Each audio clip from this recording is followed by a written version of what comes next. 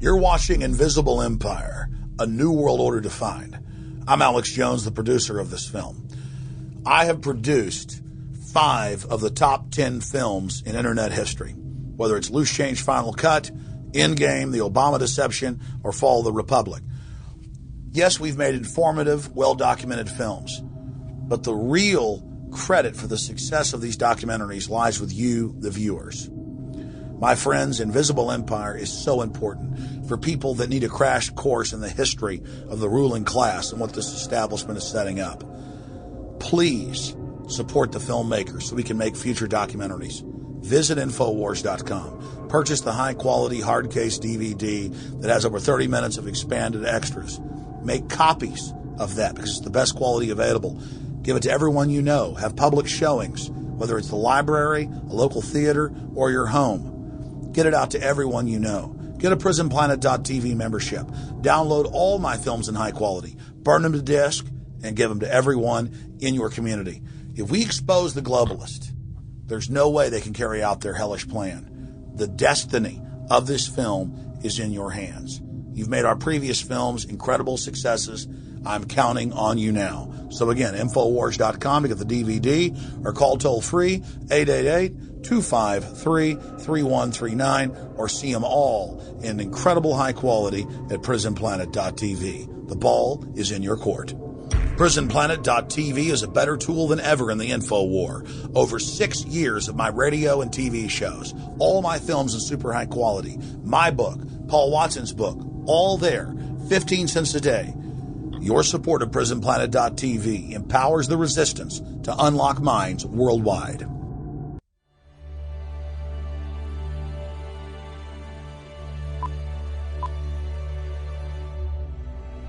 Hi, my name's Jason, and I used to be just a good old average American kid living in upstate New York. There's me. I played baseball, mastered Mortal Kombat, went to the prom, said the Pledge of Allegiance every day, and loved my country. I even lived the dream of every American youth, college.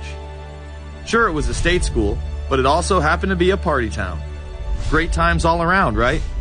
Well, sort of. I still had to work hard as a pizza guy to make it. And of course, there was school. I had to figure out the computer graphics programs I was working with, as well as attend classes I didn't care about. I certainly didn't know much about geopolitics. Then 9/11 happened and everything changed.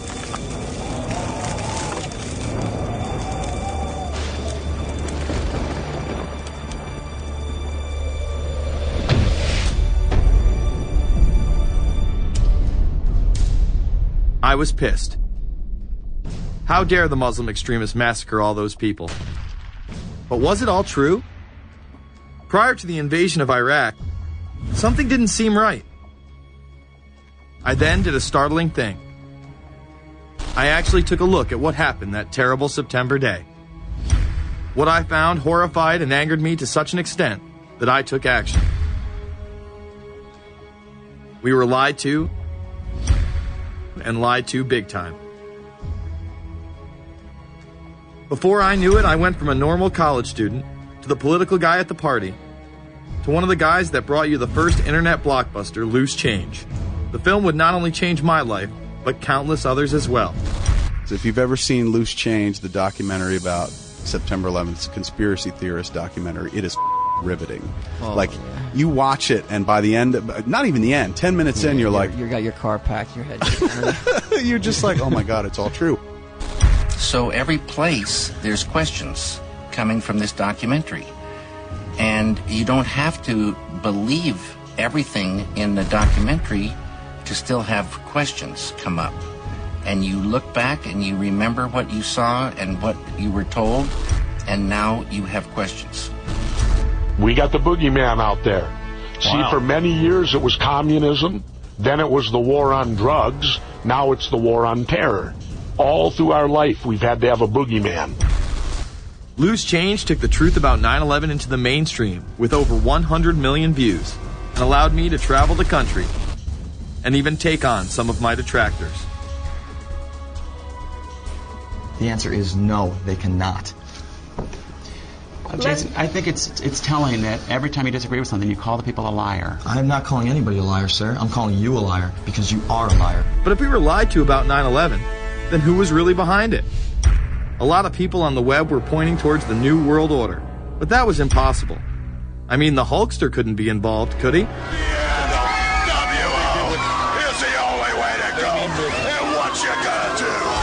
So I set out to find out if the New World Order really existed. And if it did, what was it? Who was involved? And what were their goals? The very word secrecy is repugnant in a free and open society. And we are, as a people, inherently and historically opposed to secret societies, to secret oaths, and to secret proceedings. For we are opposed around the world by a monolithic and ruthless conspiracy. It is a system which has conscripted vast human and material resources into the building of a tightly knit, highly efficient machine. Its preparations are concealed, not published. Its mistakes are buried, not headlined. Its dissenters are silenced, not praised. No expenditure is questioned, no rumor is printed, no secret is revealed. Some cringe when they hear the term New World Order, despite all of these prominent people using it.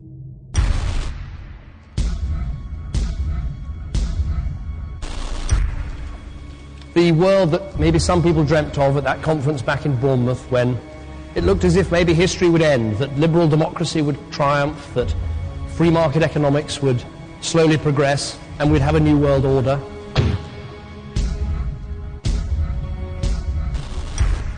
And together they helped to create, were the principal leaders in creating, a new world order and a winning strategy in the Cold War.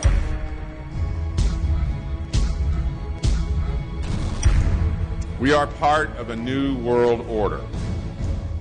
And as the recently departed Admiral William J. Crowe once said, it's long on new and it's short on order.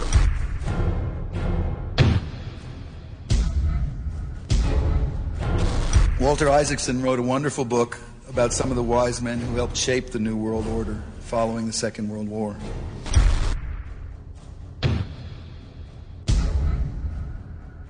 As we devise a way forward in Iraq, I urge the international community to embrace its responsibility for creating that new world order. A new world order based upon collective action.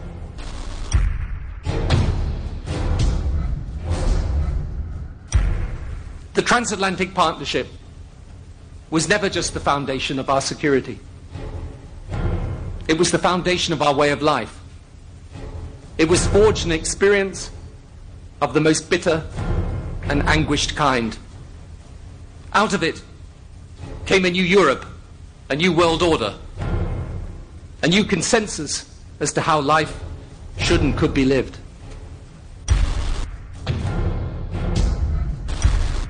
And just like that, it was gone. It was a new world order. That's what President George H. Bush said. Harvard historian Francis Fukuyama pronounced the end of history. In fact, when it is used, that person is often dismissed out of hand because of the perception that it is nothing more than a conspiracy theory. Actually, the idea of global governance and a one world order has been around for centuries, and the term New World Order has been used frequently in recent history. The New World Order means different things to different people, but to those who expect to be in control of it, it means the same thing. It means all the world under their control. They believe that somebody must rule. After all, people are too darn dumb to know how to rule themselves. They figured that that's their role. The first in-depth publication of note was Samuel Zane Batten's work, The New World Order, which was published in 1919. Under the cloak of Christianity, this order speaks of a new world rising and advocates social control over all people and all resources. It promotes a world federation with a world parliament, an international court, and a global police force. Some of its goals are as follows. Community. The danger and loss in crime and degeneracy. The determination to make community life safe, sanitary, wholesome, and moral. Industrial. The disappearance of class distinctions and the solidarity of all interests in the economic process. National. The conception of the nation's welfare as the supreme concern, with the policy that everything shall contribute to this end, and every person must do some useful work. International.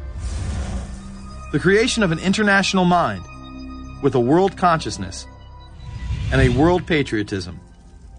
The destruction of every arbitrary power that can separately and of its single choice disturb the peace of the world. Well, government is good, right? It put an end to war. Well, it could put an end to war because you just only have one dictator. I think Adolf Hitler had that in mind. He wanted a world government too, with himself as the master leader.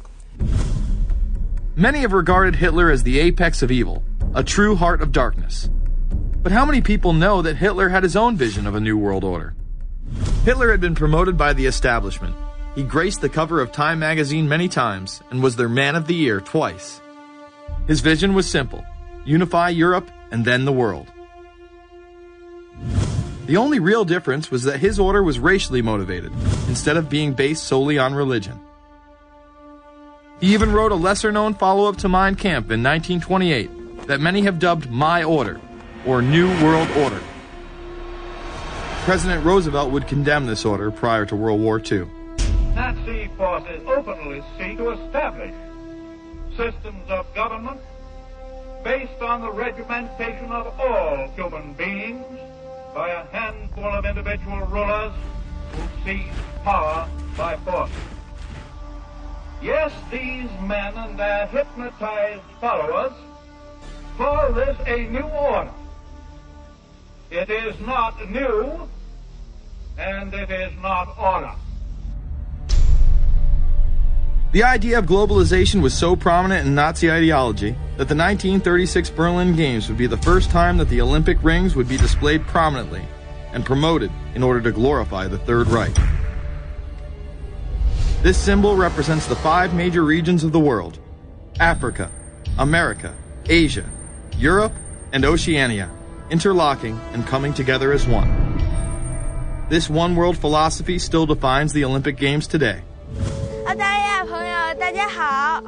Australia, hello and welcome. One world, one dream. Hitler's methods of youth corps, concentration camps, eugenics, and military aggression were so visible to the rest of the world, he eventually failed. However, his vision of a new world order lived on. Author H.G. Wells, the man behind The Time Machine and War of the Worlds, would write about a planned world state in which there must be a common faith and law for mankind.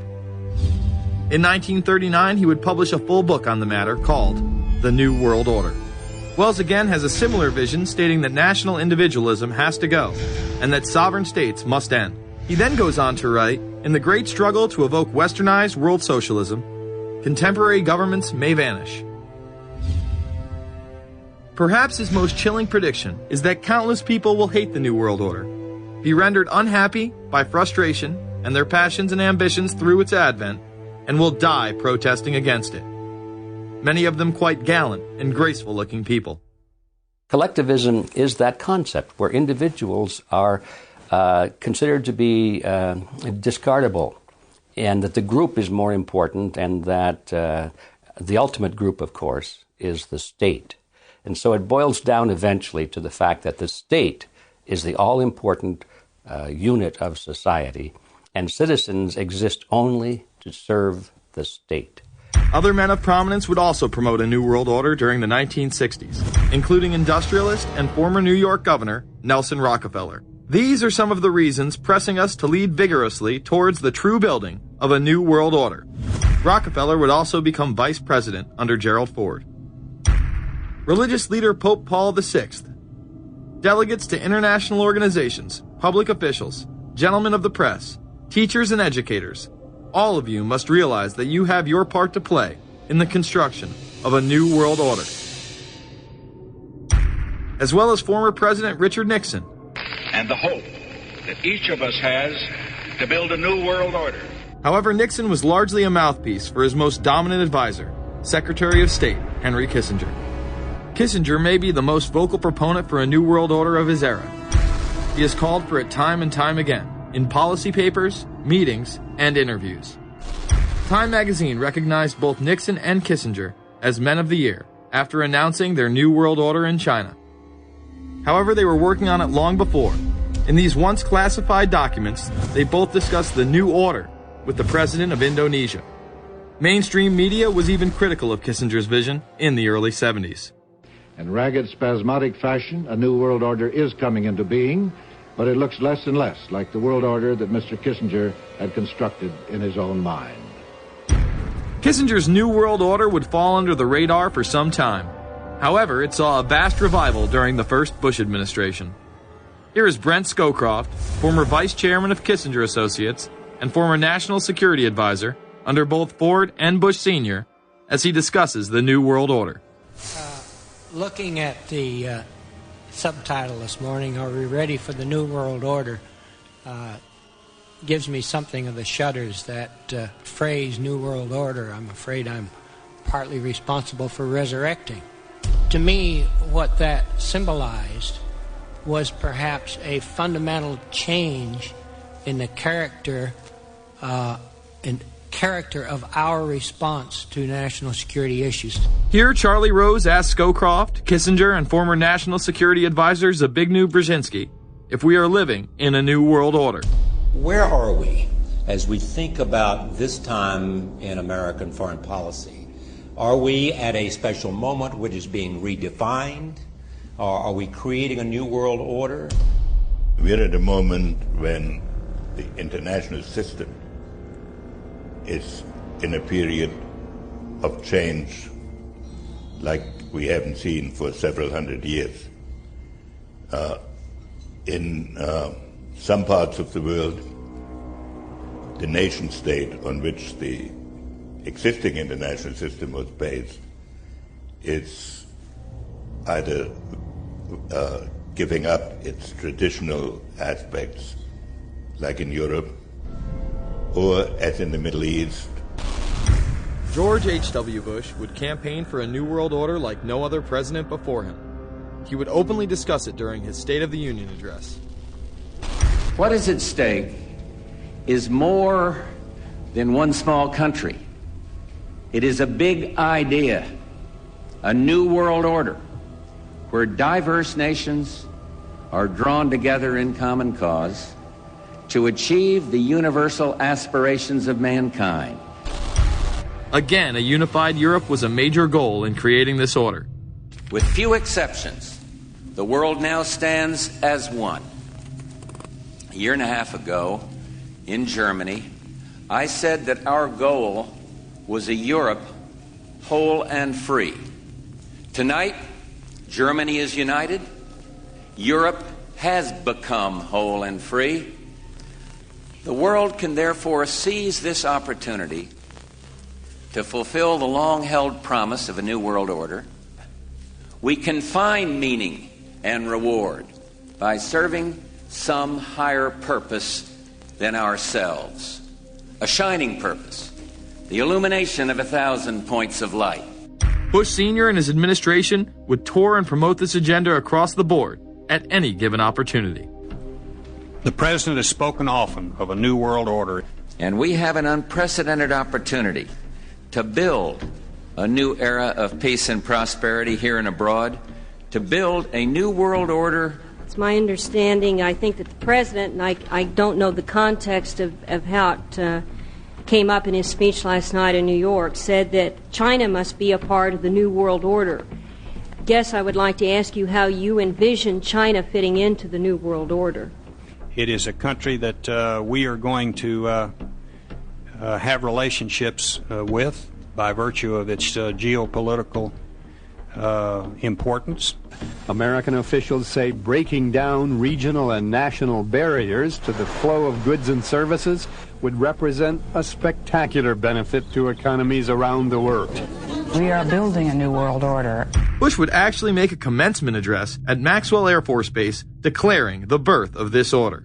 And that's why I wanted to speak to you today about the new world taking shape around us, about the prospects for a new world order now within our reach. In the coming weeks, I'll be talking in some detail about the possibility of a new world order emerging after the Cold War.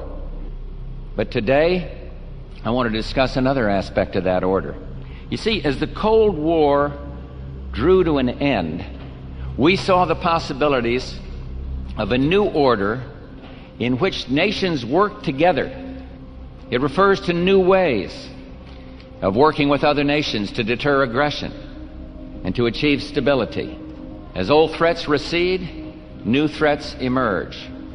The quest for the new world order is in part a challenge to keep the dangers of disorder at bay. We must build on the successes of Desert Storm to give new shape and momentum to this new world order. Only when this transformation is complete will we be able to take full measure of the opportunities presented by this new and evolving world order. The new world order really is a tool for addressing a new world of possibilities. This order gains its mission and shape not just from shared interests, but from shared ideals. After the Gulf War had ended, Bush was so obsessed with the idea of a new world order that he had a series of Glocks imprinted with the term that he would give to members of his administration, including Colin Powell, Brent Scowcroft, Dick Cheney, and General Norman Schwarzkopf. Cheney would even approve policy papers regarding the New World Order. Defense Secretary Dick Cheney has approved a revised draft of a policy document on the New World Order. The Pentagon is backing off a controversial earlier draft and has abandoned a one superpower strategy. The final document puts more emphasis on international alliances and organizations. This would become an unprecedented time period for people all over the globe to discuss at length what the New World Order meant to them. People within the media. Does anybody want to talk about the New World Order? Is there a New World Order out there, or is this a vision that exists in the... He does have his vision, there's no doubt about that.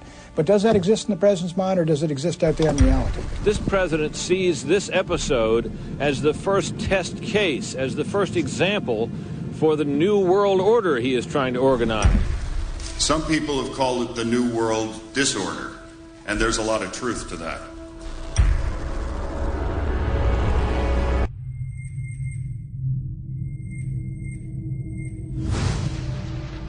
University and institutional chairs. I mean, we're talking a new world order at Georgetown.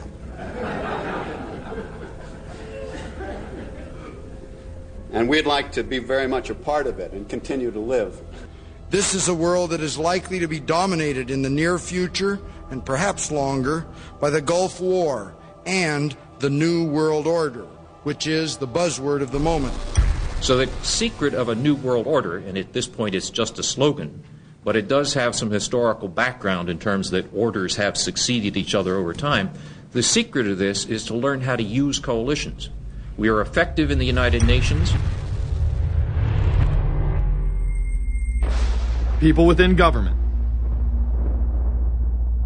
George Bush has invoked a new world order without enunciating a new American purpose.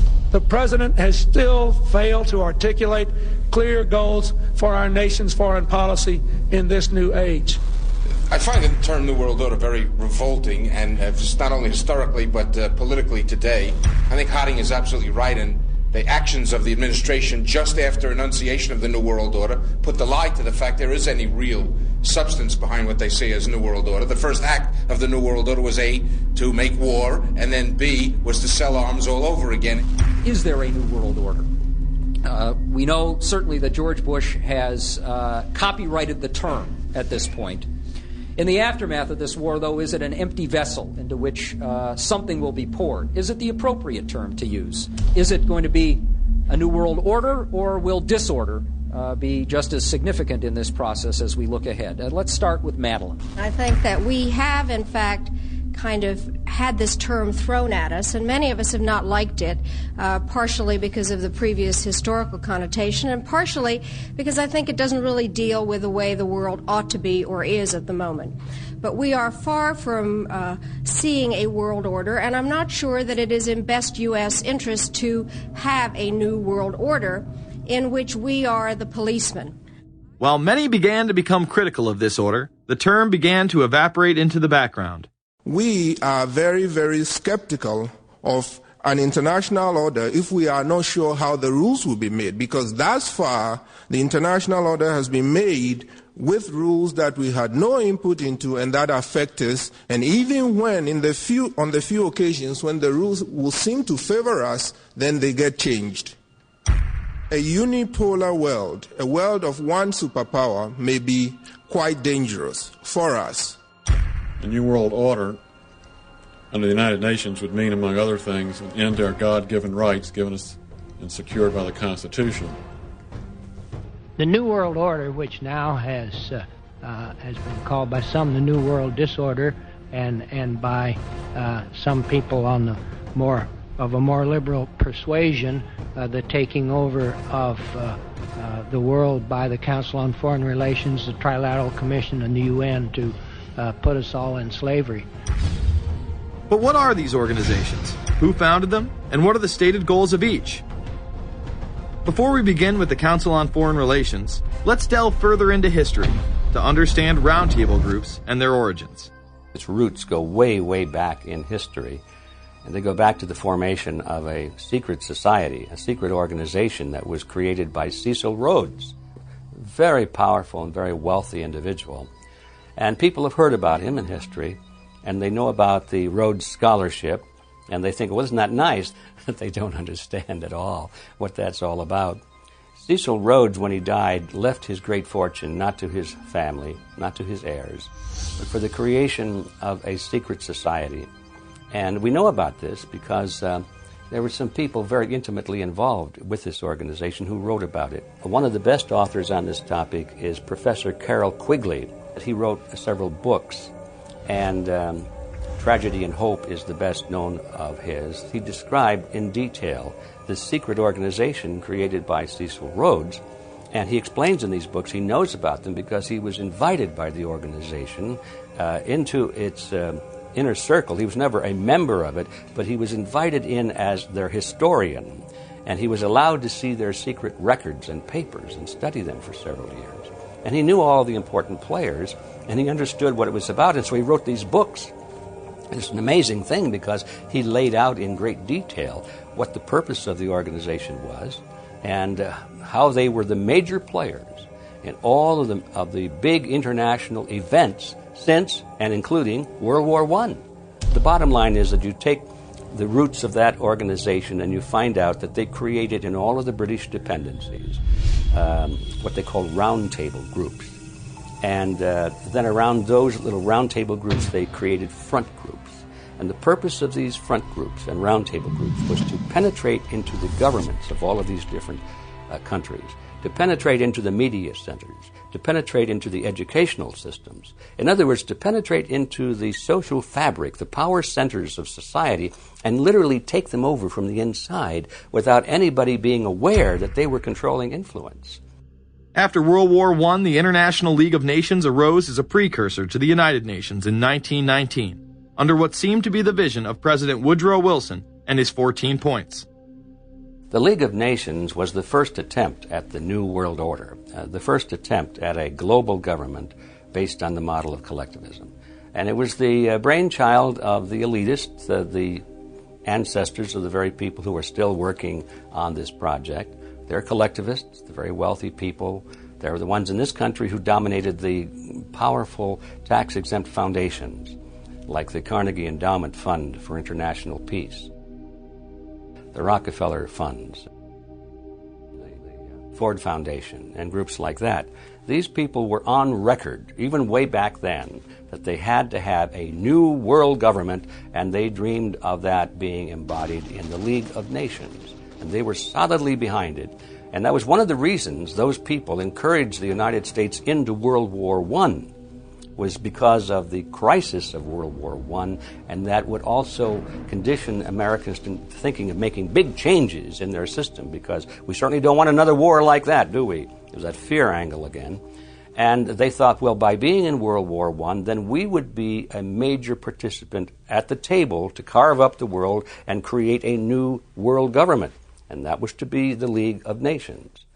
Well, what happened to it is that the American people didn't really go for it. Wilson was aware of the elite and their control over society.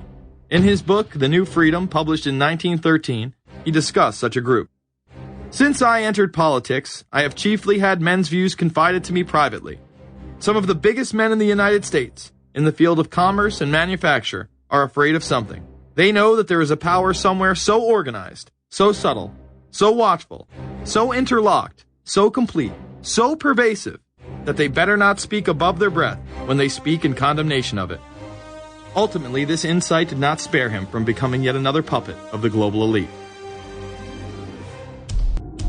In all of the British dependencies, these organizations, the front groups, were called the Royal Institute for International Affairs. In the United States, they chose a different name.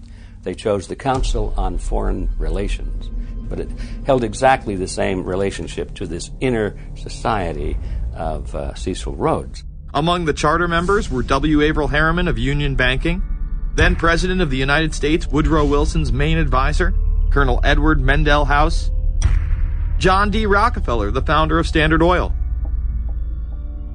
banking mogul J.P. Morgan, and prominent bankster Paul Warburg.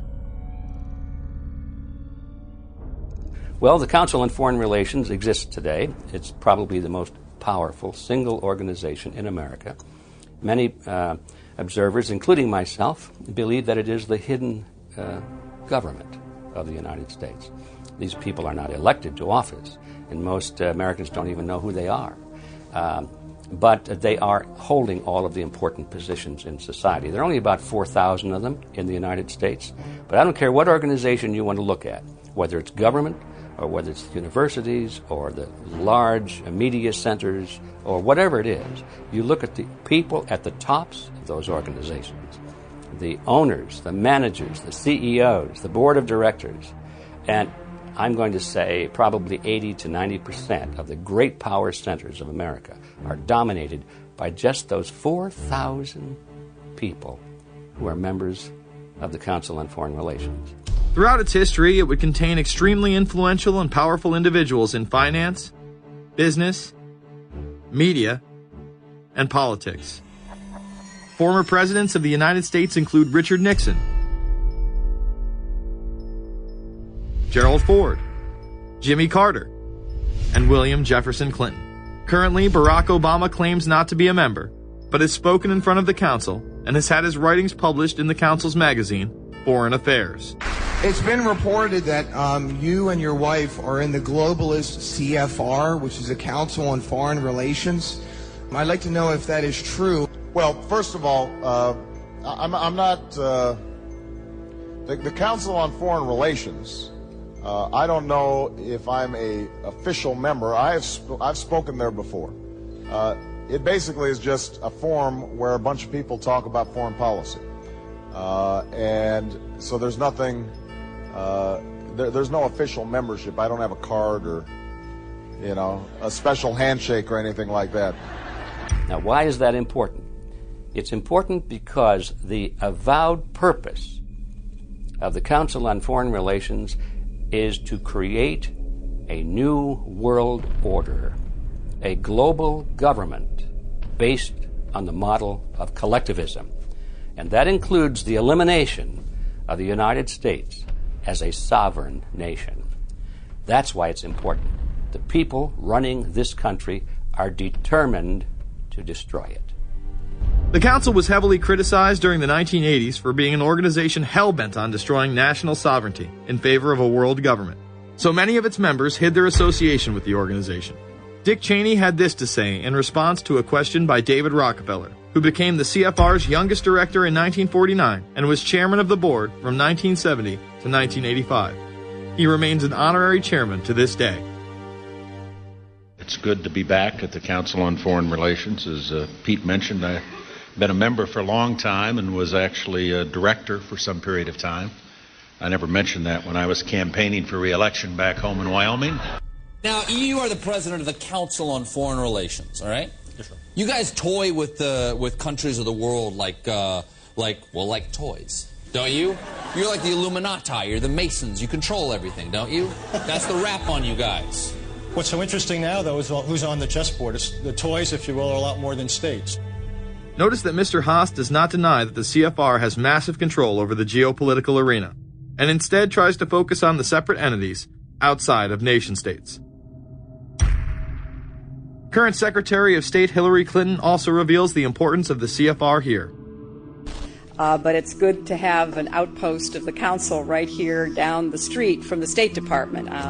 We get a lot of advice from the Council, so this will mean I won't have as far to go to be told what we should be doing and how we should think about the future. You have these private groups that are run and created by the elite, by the ultra-rich, wealthy families that have been manipulating global markets from behind the scenes for generations.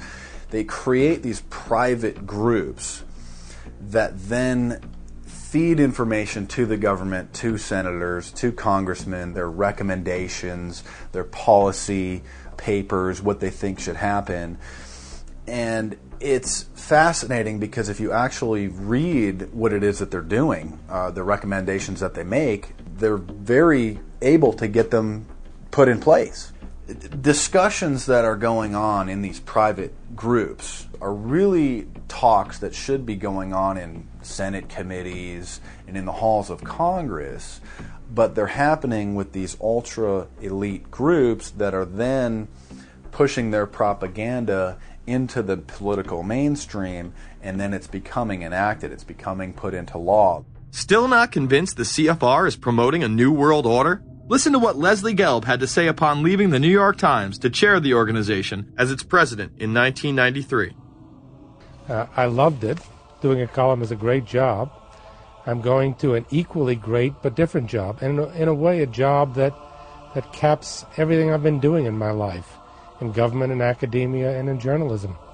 I think that's what the Council on Foreign Relations will allow me to do.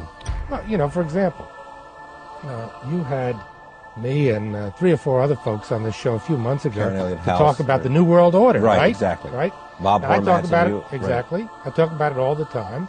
New World Order wants a global system where one small central authority of individuals can then dictate a policy that's going to be distributed down to the rest of the world, everywhere, in the smallest little town in the middle of nowhere in some remote country. I now think it's safe to say that the Council is extremely influential on the world stage and openly promote global governance. The Council and the globalists were able to take this agenda to the next level following World War II. The United Nations was born out of the ashes of this conflict. Unlike the League of Nations, the United States not only joined this organization, they championed it. First book I wrote was The Fearful Master, a second look at the United Nations. It was written at a time when it was not popular to be critical of the UN. I mean, the United Nations was viewed by almost everybody as our last best hope for peace. It was a means, we were told, to bring humanity together and put an end to war and live in peace and harmony and promote trade and all of these good things. I wish it were any of those things, but it's not. The original charter for the United Nations was drafted in San Francisco in 1945, and the United States became a permanent member of the Security Council, along with France, the United Kingdom, the Soviet Union, and the Republic of China.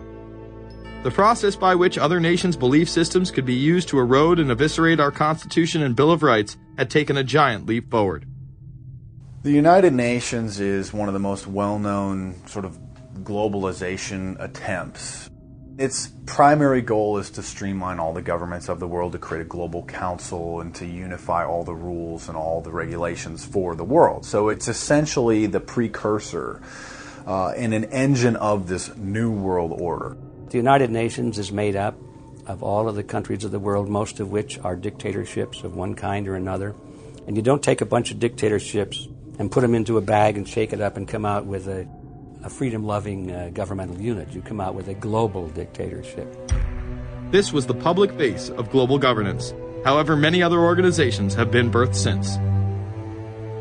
Even more suspect is a private group called the Trilateral Commission. David Rockefeller and Henry Kissinger are among its some 300 influential members. The Trilateral Commission, rich and powerful business and political leaders from Japan, Europe, and North America. The New York-based policy group was formed in 1973 by Chase Manhattan Bank Chairman David Rockefeller. In addition to Rockefeller, there are many other noted American members. Among them, economist Alan Greenspan, former Defense Secretary Harold Brown. George Bush was once a member but resigned last year before his unsuccessful presidential campaign.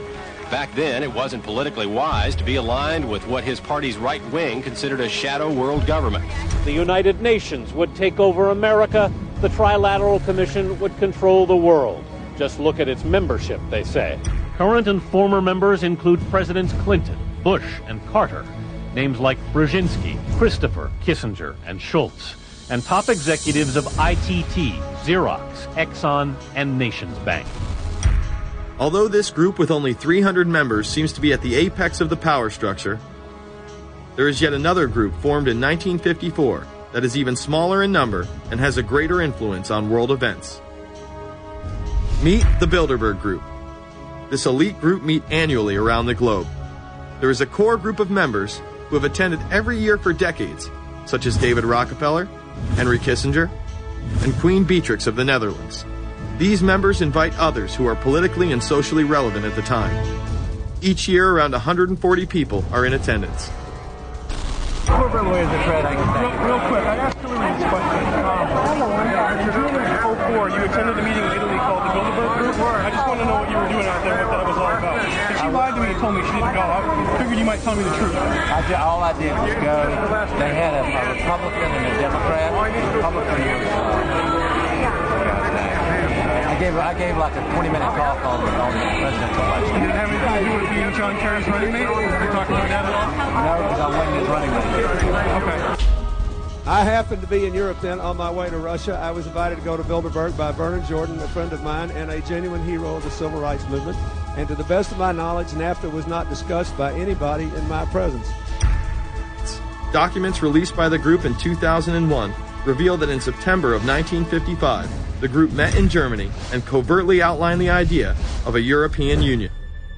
Section E, European Unity, discusses the general support for European integration and unification, and the idea to unify Germany once again with the rest of Europe under a common marketplace. Belgian Viscount and current Bilderberg chairman Etienne Davignon told the EU Observer in 2009 that the next Bilderberg meeting could improve understanding on future action in the same way it helped create the euro in the 1990s. This illustrates the patience, vision, and reach of this organization. It was able to promote and establish both the European Union and a European currency over the course of just under 40 years, incrementally. One of the things that the elitists discussed back at the turn of the century when they were talking about how do you convert the United States into a collectivist system was the fact that you can't do it quickly.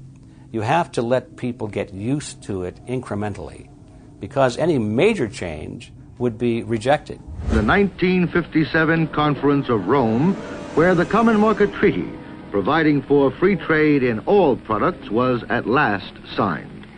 6 nations, France, Germany, Italy, Belgium, Holland, and Luxembourg, agreed to remove all mutual barriers to trade within 12 to 15 years.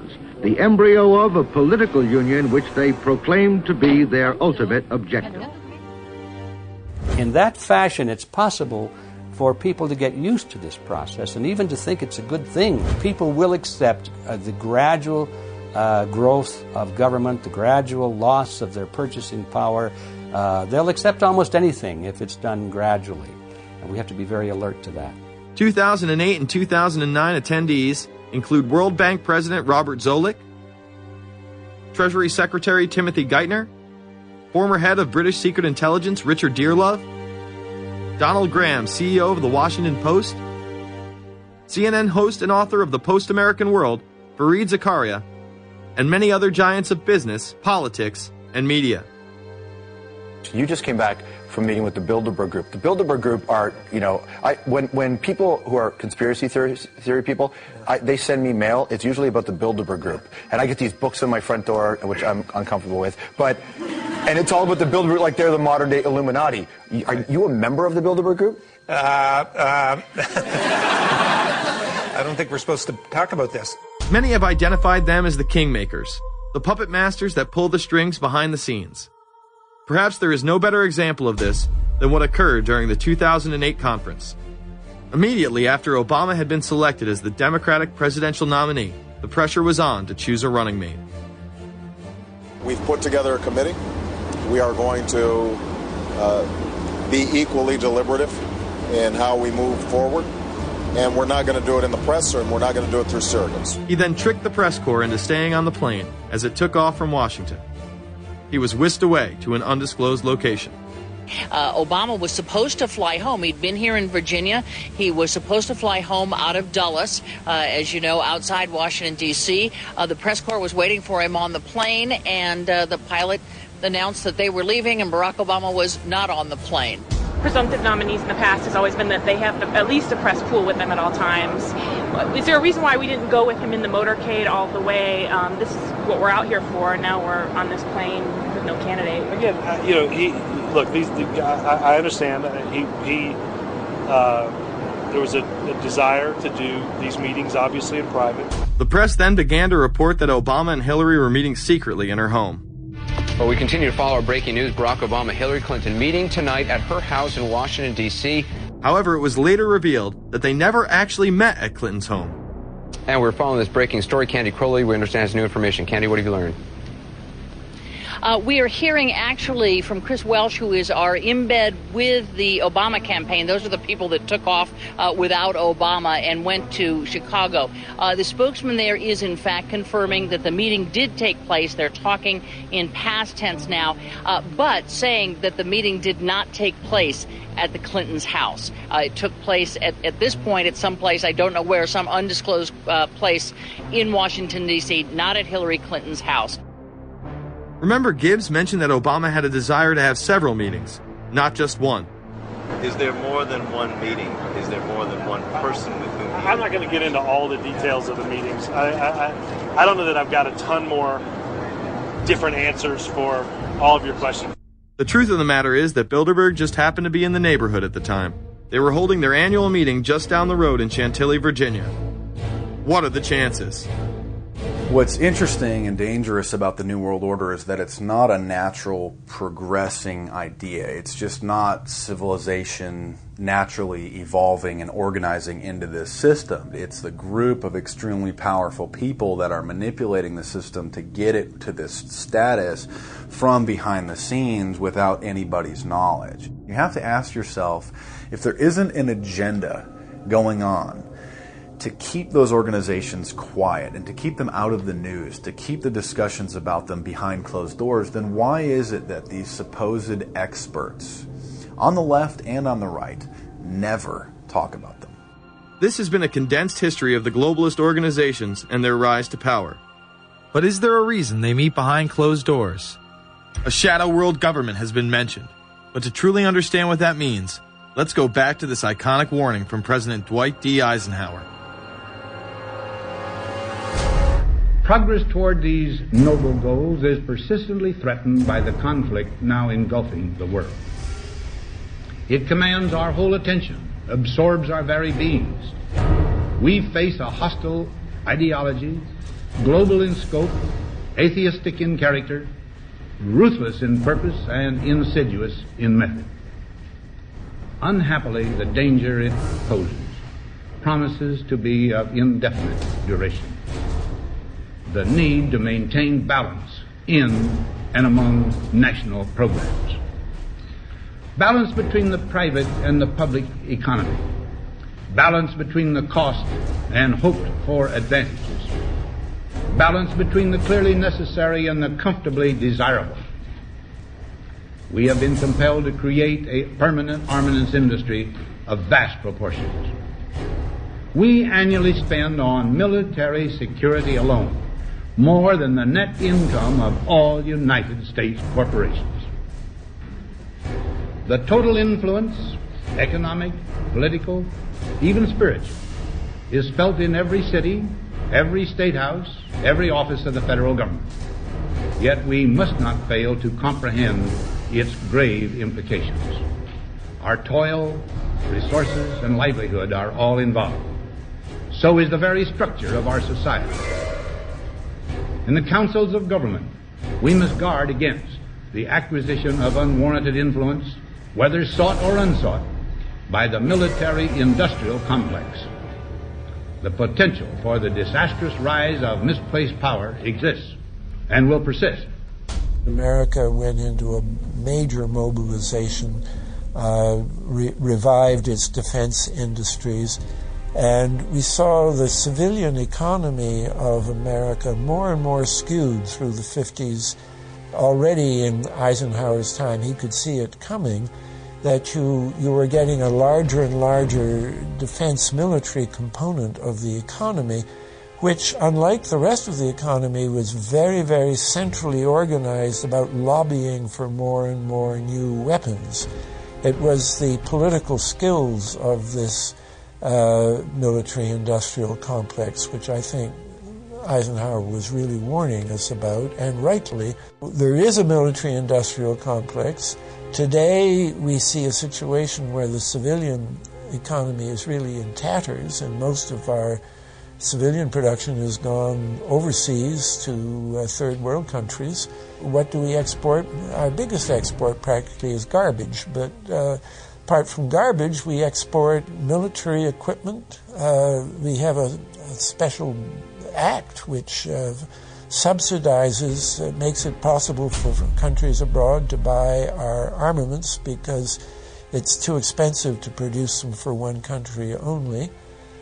So we have become a very efficient military-industrial complex, but the civilian economy is only a ghost of what it used to be, and this has terrible consequences for democracy because it means that the power of this lobby is now sort of dominating what goes on in Washington. Through multinational corporations, global intelligence networks, out-of-control banksters, all under the veil of national security and black operations, the global elite have consolidated power on a massive scale over the last several decades. You see, global corporations not only fund and develop large technological and military projects here and abroad, they also own the consumer industry and production, as well as all of the important media.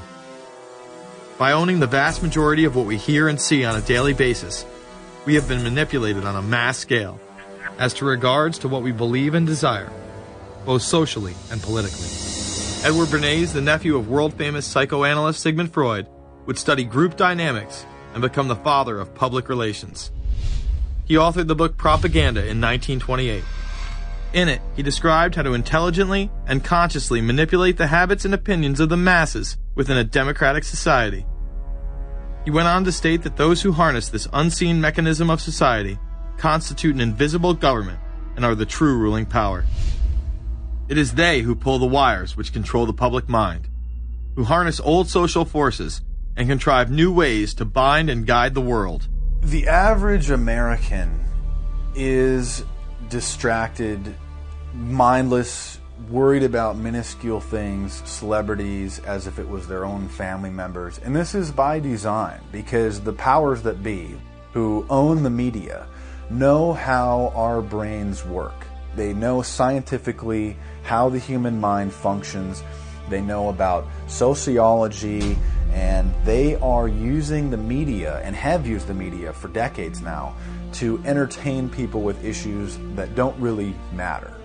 When you have the big news networks covering celebrity issues as if it's the most important thing, it becomes the most important thing. And this is not by accident. This is to keep us out of the way. Because if you're worried about the latest celebrity death, or the latest celebrity couple, or the celebrity breakup, or your sports team having a shot at the Super Bowl or the World Series, There's so much information about those issues that can be discussed that will mesmerize people, and they won't know or care about the real issues that are out there. Well, I think this is just one more piece of evidence of the degree to which the media, supposedly the watchdogs, has become the gatekeeper of the system.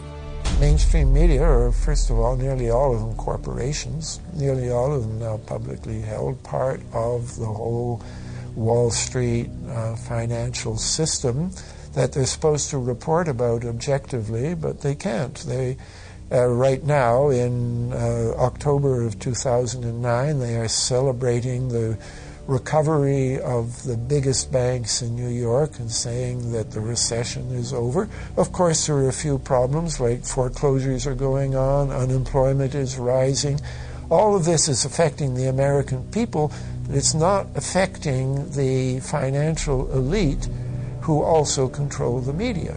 Bernays successfully identified the invisible empire which controlled the minds of men. So as the populace is mesmerized and hypnotized by powerful behind-the-scenes forces, as they are distracted by the latest celebrity scandal, the newest cell phone, and their favorite sports team, this network disguises itself, remaining in the shadows. Despite the elite utilizing Bernays' methods, in conjunction with the military-industrial complex they had erected, a modern arm of this organization was exposed in what came to be known as the Iran-Contra scandal. Essentially, black operations were not only caught dealing arms illegally and supporting South American dictators, but also smuggling drugs into the United States. Iran-Contra was really the merging of two different programs. The first one was support for the Contras, who were, let's face it, a force of terrorists in Nicaragua trying to overthrow the Sandinista government.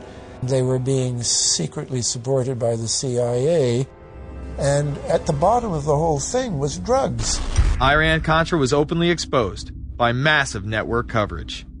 How was it that in 3 years, a network Washington set up to run arms to the Contras wound up running cocaine into this country for the most vicious drug cartel in the world? At the same time, we were supposed to be fighting a war against drugs. But by the same token, I also smuggled my share of weapons in exchange for those illegal substances, with the full knowledge and assistance of both the DEA and CIA. Betzner says that in 1983 he flew weapons from Florida to El Salvador and drugs from Colombia to the Bahamas on the way back. In 1984, he says, he flew twice from Florida to Costa Rica and back. We could bring back our own cargo, and they would arrange it, or we could bring back their cargo without ever having to worry about interception, arrest, anything like this, that everything was taken care of. What kind of cargo were you talking about? Drugs. Tolliver says he had 2 meetings with this man, CIA veteran Rafael Quintero. Then in March of 1986, he says he flew 14 tons of weapons down to Honduras, to this Contra resupply base set up by the CIA. We take off from Tegucigalpa, Honduras, and we leave. To? South Florida. Where in South Florida? We landed at Homestead. Homestead? Air Force Base. This is the plane Tolliver says he used. The plane traces to a company that had a State Department contract to fly humanitarian supplies to the Contras. In addition to that, 3 dozen sources confirm the basic scheme. We can now report that long before that operation began, there was another operation to provide guns for the Contras, which was also against the law. In this operation, Americans and Israelis provided arms to the Contras, and then the same network smuggled drugs into the United States. The operation was launched in spring of 1983 at Washington's request, with at least $20 million of Israeli government money later reimbursed, we're told, from U.S. Covert Operations Fund. For about 5 years, people were flying arms into Iran, and most of them came from Israel. The Israelis purchased the weapons from Poland and Czechoslovakia and began shipping them secretly from Yugoslavia to Bolivia, and then to Panama. The Israeli liaison man there, this man, Michael Harari, until recently a close aide to Panama's strongman, General Manuel Noriega. You'd bring the ship into Colombia, you would load drugs aboard it, and you would bring those drugs back to Panama with you. But bringing that stuff into the United States, that was something else. I've never been so thoroughly disgusted with myself in my life. This network would also be involved in the October surprise, We really can't understand that unless we understand the so-called October surprise in the 1980 election, which is, I think, unquestionably Republicans, including William Casey, who later became Reagan's head of the CIA, negotiated with the Iranians for them not to release the hostages which were being held in Iran to Carter, but to wait until the Carter was defeated and the Republicans were in. That is what actually happened, that the hostages were only released on the day that Carter left office and Reagan came in. Unbelievably, this same network would even be linked to the BCCI banking scandal by journalist Danny Casolaro. Casolaro was probing a conspiracy he called the Octopus, which involved the Iranian hostage crisis, the Iran-Contra affair, with, believe it or not, all funds channeled through BCCI, the international bank charged with everything from money laundering to fraud. BCCI, it's a shadowy international bank linked to terrorists, drug runners, and dictators. Little was known about BCCI until 6 of its top officers were arrested in Tampa in October of 1988 on charges of laundering drug money for Colombian cocaine bosses. The BCCI men were convicted, and the bank itself pleaded guilty. But for some reason, the bank was allowed to continue to operate all over the world. There are indications that some of the reluctance to prosecute this bank stem from the favors it did. For? The favors it did for intelligence services everywhere. Too many secrets of too many countries, too many prominent people, too many hands-on, and that makes it desirable that this entire affair be forgotten. It began to become clear that the global traffic of drugs were funding violent dictators, rigging elections, supporting the arms trade, and enforcing the assassination of anyone who got in the way. Casolaro was found dead for his efforts in exposing this network. His death, of course, ruled a suicide. He was meeting a source in West Virginia. He was about to discover all. Instead, his body was discovered in a hotel room with 12 slashes in his wrist, but when the local authorities ruled it suicide, the family said, no way. The housekeeper had taken calls threatening his life. And I pick it up telephone, I say hello, and he say to me, you son of a bitch, you's dead. Casolaro would not be the only person involved in the scandal to wind up in a casket. Meet Barry Seal. At first, the media portrayed Seal as a drug dealer gone good, who was assassinated by the Colombian mafia. Authorities believe last night's machine gun killing of top drug informant Barry Seal was ordered by drug bosses in Medellin, Colombia, who sent 5 men to Baton Rouge to kill Seal. Sam Dalton was the lawyer that represented the Colombian hitmen convicted of his assassination. We were trying to subpoena the CIA because we felt like they had documents, exhibits, and evidence that would indicate complicity in Seal's assassination.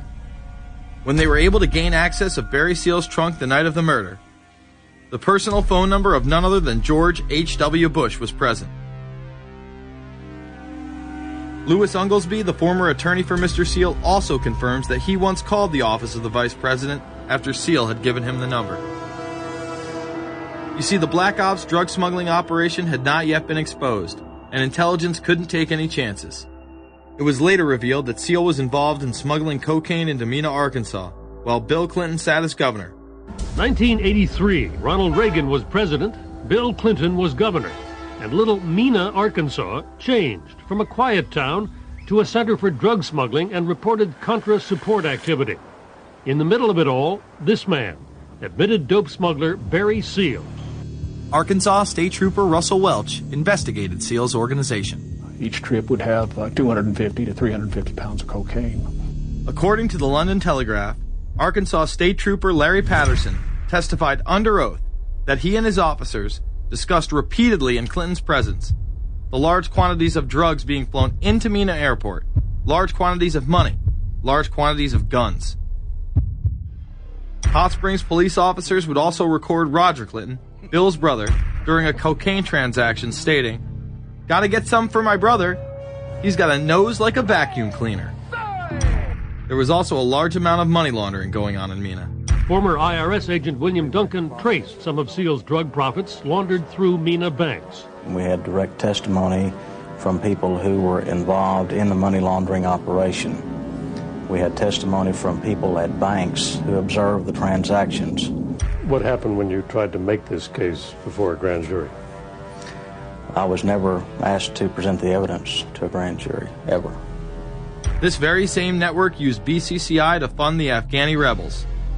The deputy director of the CIA, Richard Kerr, said late today that the CIA did use the Bank of Credit and Commerce International, BCCI, to support CIA activities overseas. Most people still believe that the Soviets had maliciously invaded Afghanistan in order to spread their communist agenda. The Al-Qaeda was essentially a kind of a byproduct of Brzezinski's campaign to embarrass the Soviet Union in Afghanistan. They weren't in Afghanistan at that time. Brzezinski boasted later that he was responsible for drawing them into Afghanistan. And he did this extraordinary interview with Le Nouvel Observateur in France, and they said, but aren't you worried that you've created this whole new force of Al-Qaeda? And he said, oh, what's more important, a few crazed Islamists or the fall of the Berlin Wall? And they said, but you know, is there no danger? Aren't they dangerous? And he said, nonsense. He said all this in 1998. So I knew Brzezinski at McGill University. We were students together and took very small classes together. And in some ways he's bright, and in some ways he's kind of nuts. And he had the kind of nuttiness that made him attractive to the Rockefellers. Bin Laden and his network were actually funded by BCCI through U.S. covert operations. Well, the reason I bring it up, if you've ever heard any of our call-in shows, you know that we have people that think about the conspiracy theories of people like you. You would be a poster child for these people because you have served on the board of the Council on Foreign Relations. You helped start the Trilateral Commission, and you've been to the Bilderberger Group. Are people too close in this world, people in business, too close to the governments? Well, you know, there is such a thing as insidious influence. And the question is, how does it operate? Does it involve bribery? And does it involve some sort of psychological domination of individuals? I don't believe in this notion of some sort of secret societies controlling people. But, of course, in any political system, there are sort of over-the-table and under-the-table arrangements. Arrangements that involved ruthless, illegal, and immoral activities in order to dominate humanity. Despite all of the evidence that has just been presented, this network would fall down the memory hole, even though 14 convictions were made in the Iran-Contra scandal. The continued cover-up would be made possible by George H.W. Bush. These documents that came forward in the North trial clearly reveal the involvement of the Vice President to a greater degree, I think, than he has acknowledged heretofore. This, of course, did not stop him from pardoning those involved during the twilight of his presidency. Some new reverberations today to President Bush's Christmas Eve surprise, the pardoning of former Defense Secretary Caspar Weinberger and several others in connection with the Iran-Contra allegations. Well, now the special prosecutor says it's the president who needs to explain some things. The real issue is why the notes weren't produced 5 years ago when the congressional investigation and the independent counsel's investigation had requested them. Because high-level political officials scrambled to limit the investigation and establish plausible deniability for the upper echelons of the network, including Bush himself. So who is this guy, and how did he come to power? To understand that, we must first take a look at his father, Prescott. Prescott was born into privilege and became extremely influential in business, intelligence, and politics. He helped establish the CIA out of the Army's Office of Strategic Services with the Dulles brothers, and served as a senator in the state of Connecticut. However, during his time serving as one of the directors of Union Banking Corporation, he was doing business with Nazis. The Bushes have been sort of at the heart of the military-industrial complex since its very beginning. and that Prescott was involved in a firm that actually fronted for Nazi firms in America. In fact, Union Banking and its subsidiaries were seized by the United States government in October of 1942 under the Trading with the Enemy Act. After the war, the assets were returned, a few fines were paid, and it was swept under the rug of forgotten history. These Nazi ties should not be all that shocking, seeing as it has been declassified that the Office of Strategic Services recruited Nazis into its ranks through Project Paperclip in August of 1945. George Bush seemed to follow in his father's footsteps, using Prescott's business connections to move to Texas and get into the oil industry. He would first attain political office as a Texas congressman in 1966, but then lose his bid as a Texas senator in 1970. It was at this time that Nixon appointed Bush as an ambassador to the United Nations. According to official accounts, Bush then began work with the CIA as its director in 1976. Evidence suggests that Mr. Bush and the CIA actually had a much longer-standing relationship. There are indications that he had relations to the CIA before. There's a very strange memo, and the name's George Bush. And when this was published, there was a lot of fuzzing of the issues, but given George H.W. Bush's strong connections with the Cuban community, I think there is a good chance that it was the George Bush we know, so that he did have a CIA connection. Bush left the CIA just under a year after his appointment. He is credited with restoring the agency's morale, as its image was being shattered by the Church Committee's revelations of the CIA's unauthorized activities involving assassinations and corruption. In reality, Bush was responsible for denying the Church Committee many of the documents it requested, and making it impossible for them to do a thorough investigation. After his time as CIA director, he devoted himself to becoming the next president of the United States. Many people within his own party did not like his globalist ties. Along the campaign trail, Bush continually had to explain his association with the group. You know J.R. Ewing in the show Dallas? J.R. is a member of the Trilateral Commission, I think. It's got to be because it's so bad. Let me tell you something. I used to be a member of it. I resigned, as I did from every business thing I was in, to concentrate on one thing, running for President of the United States. Ronald Reagan initially had no interest in having Bush as his running mate. Even then presidential candidate Ronald Reagan had questions. I would suggest that maybe Mr. Bush would clear the air if he'd tell us why he resigned. Reagan's backers then forced him to choose their intelligence frontman, George H.W. Bush, as his vice president. But in spite of last year's campaign rhetoric, all seems to be back to normal between George Bush and his old colleagues. And President Reagan, who is relying on many of these powerful business leaders to make his economic package work, will host commission representatives at the White House Monday. After Reagan's election, there was an attempt on his life, just 69 days into office. Astoundingly, Bush would again be connected. So just who is John Hinckley, Jr.? When he left this neighborhood 8 years ago, he was, by all accounts, well-liked and seemingly normal. This donut shop near the motel was visited by Hinckley, who reportedly waited for a phone call here each day, even though he had a phone in his motel room. The nature of the calls is not known. A touch of irony. The young man walking with the elder Hinckley is 30-year-old Scott Hinckley, John Jr.'s brother. He and Vice President Bush's son, Neil, are friends. They had planned to have dinner together in Denver tonight. The plans have been canceled. We were told Hinckley was a madman acting alone.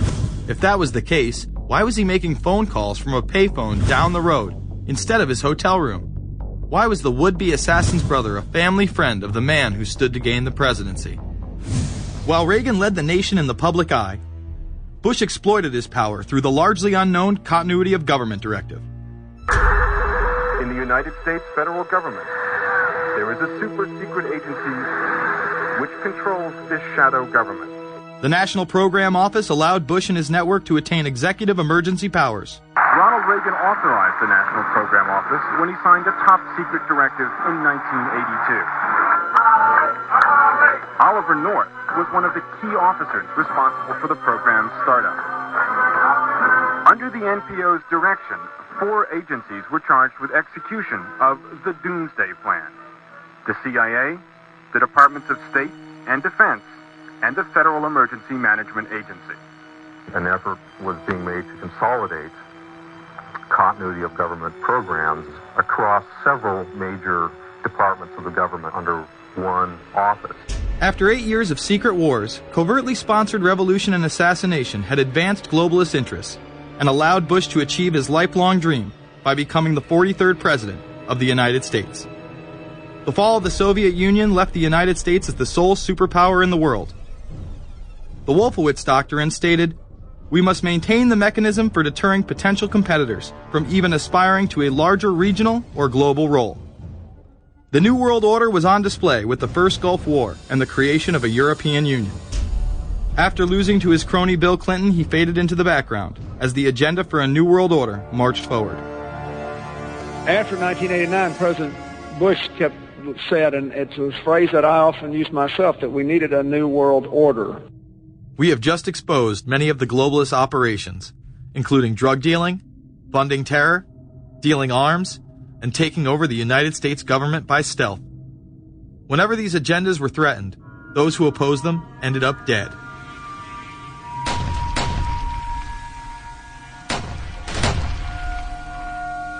We've got some difficult days ahead, but it really doesn't matter with me now, because I've been to the mountaintop.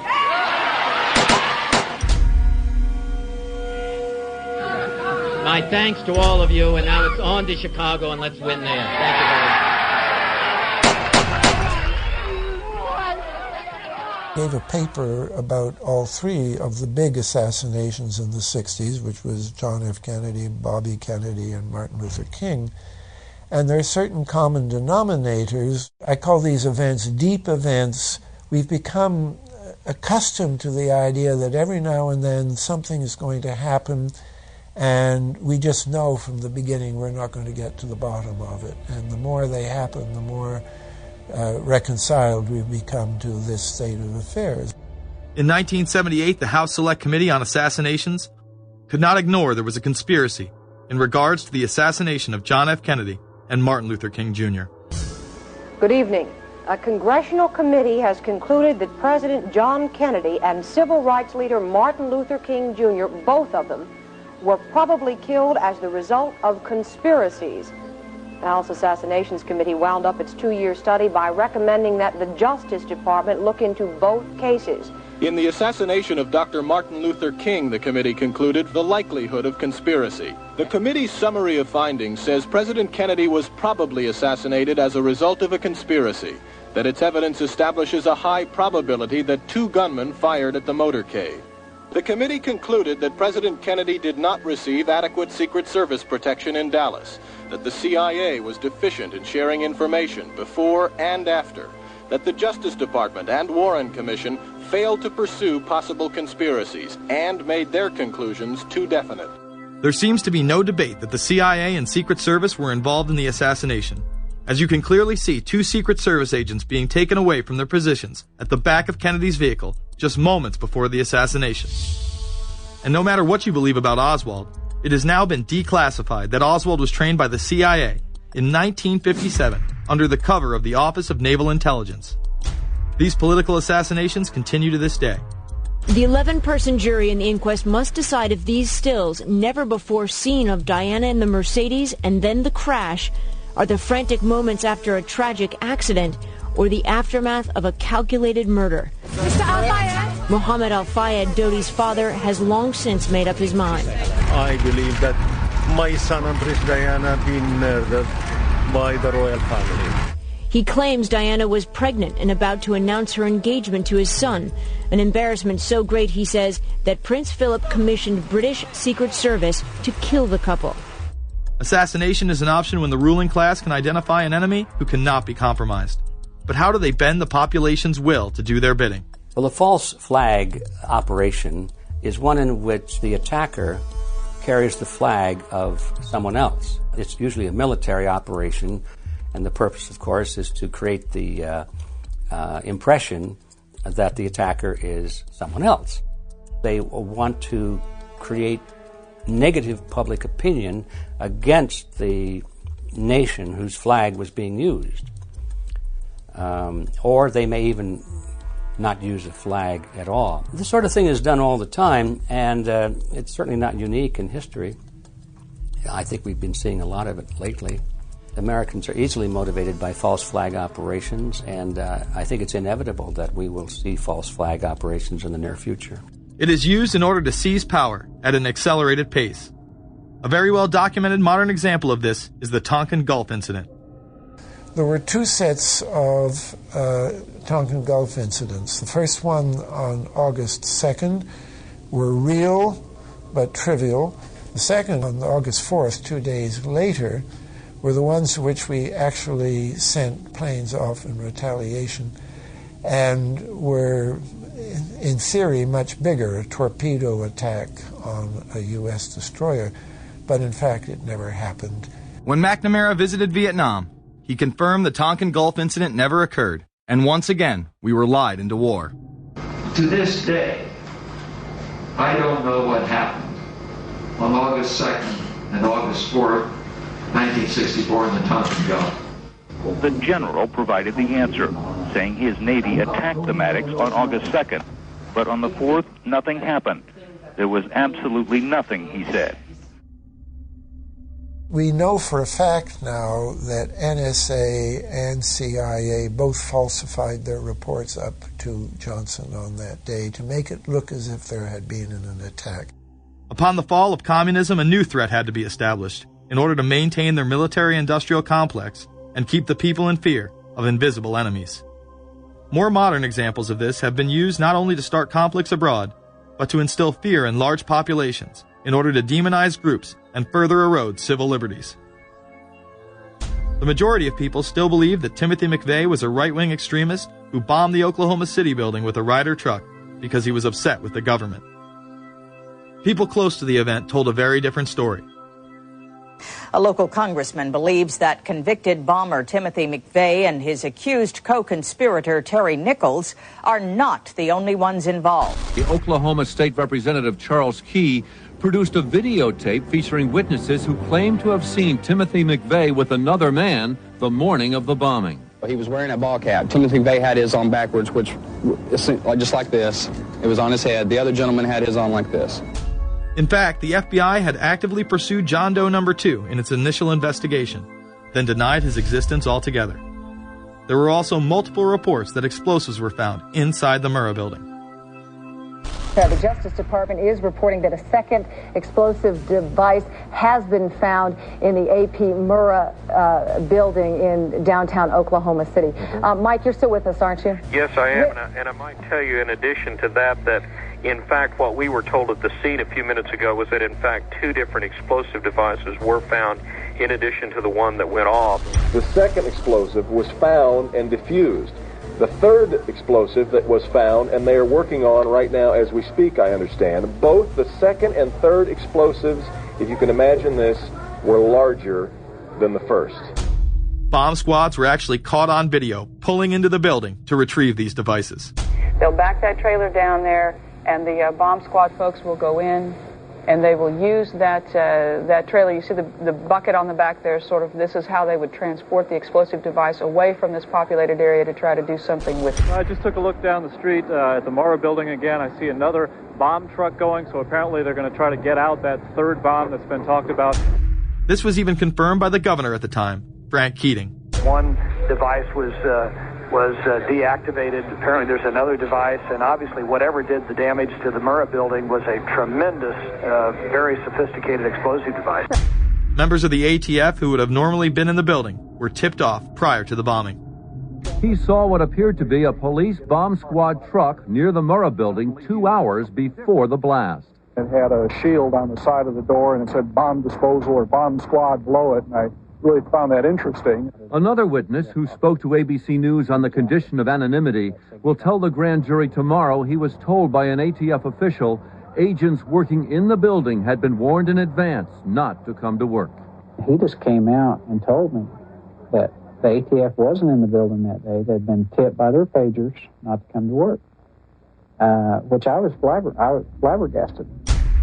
McVeigh would even claim in a letter written to his sister, which was published by the New York Times, that he was actually recruited for black operations, which included smuggling drugs into the United States, as well as assassinations.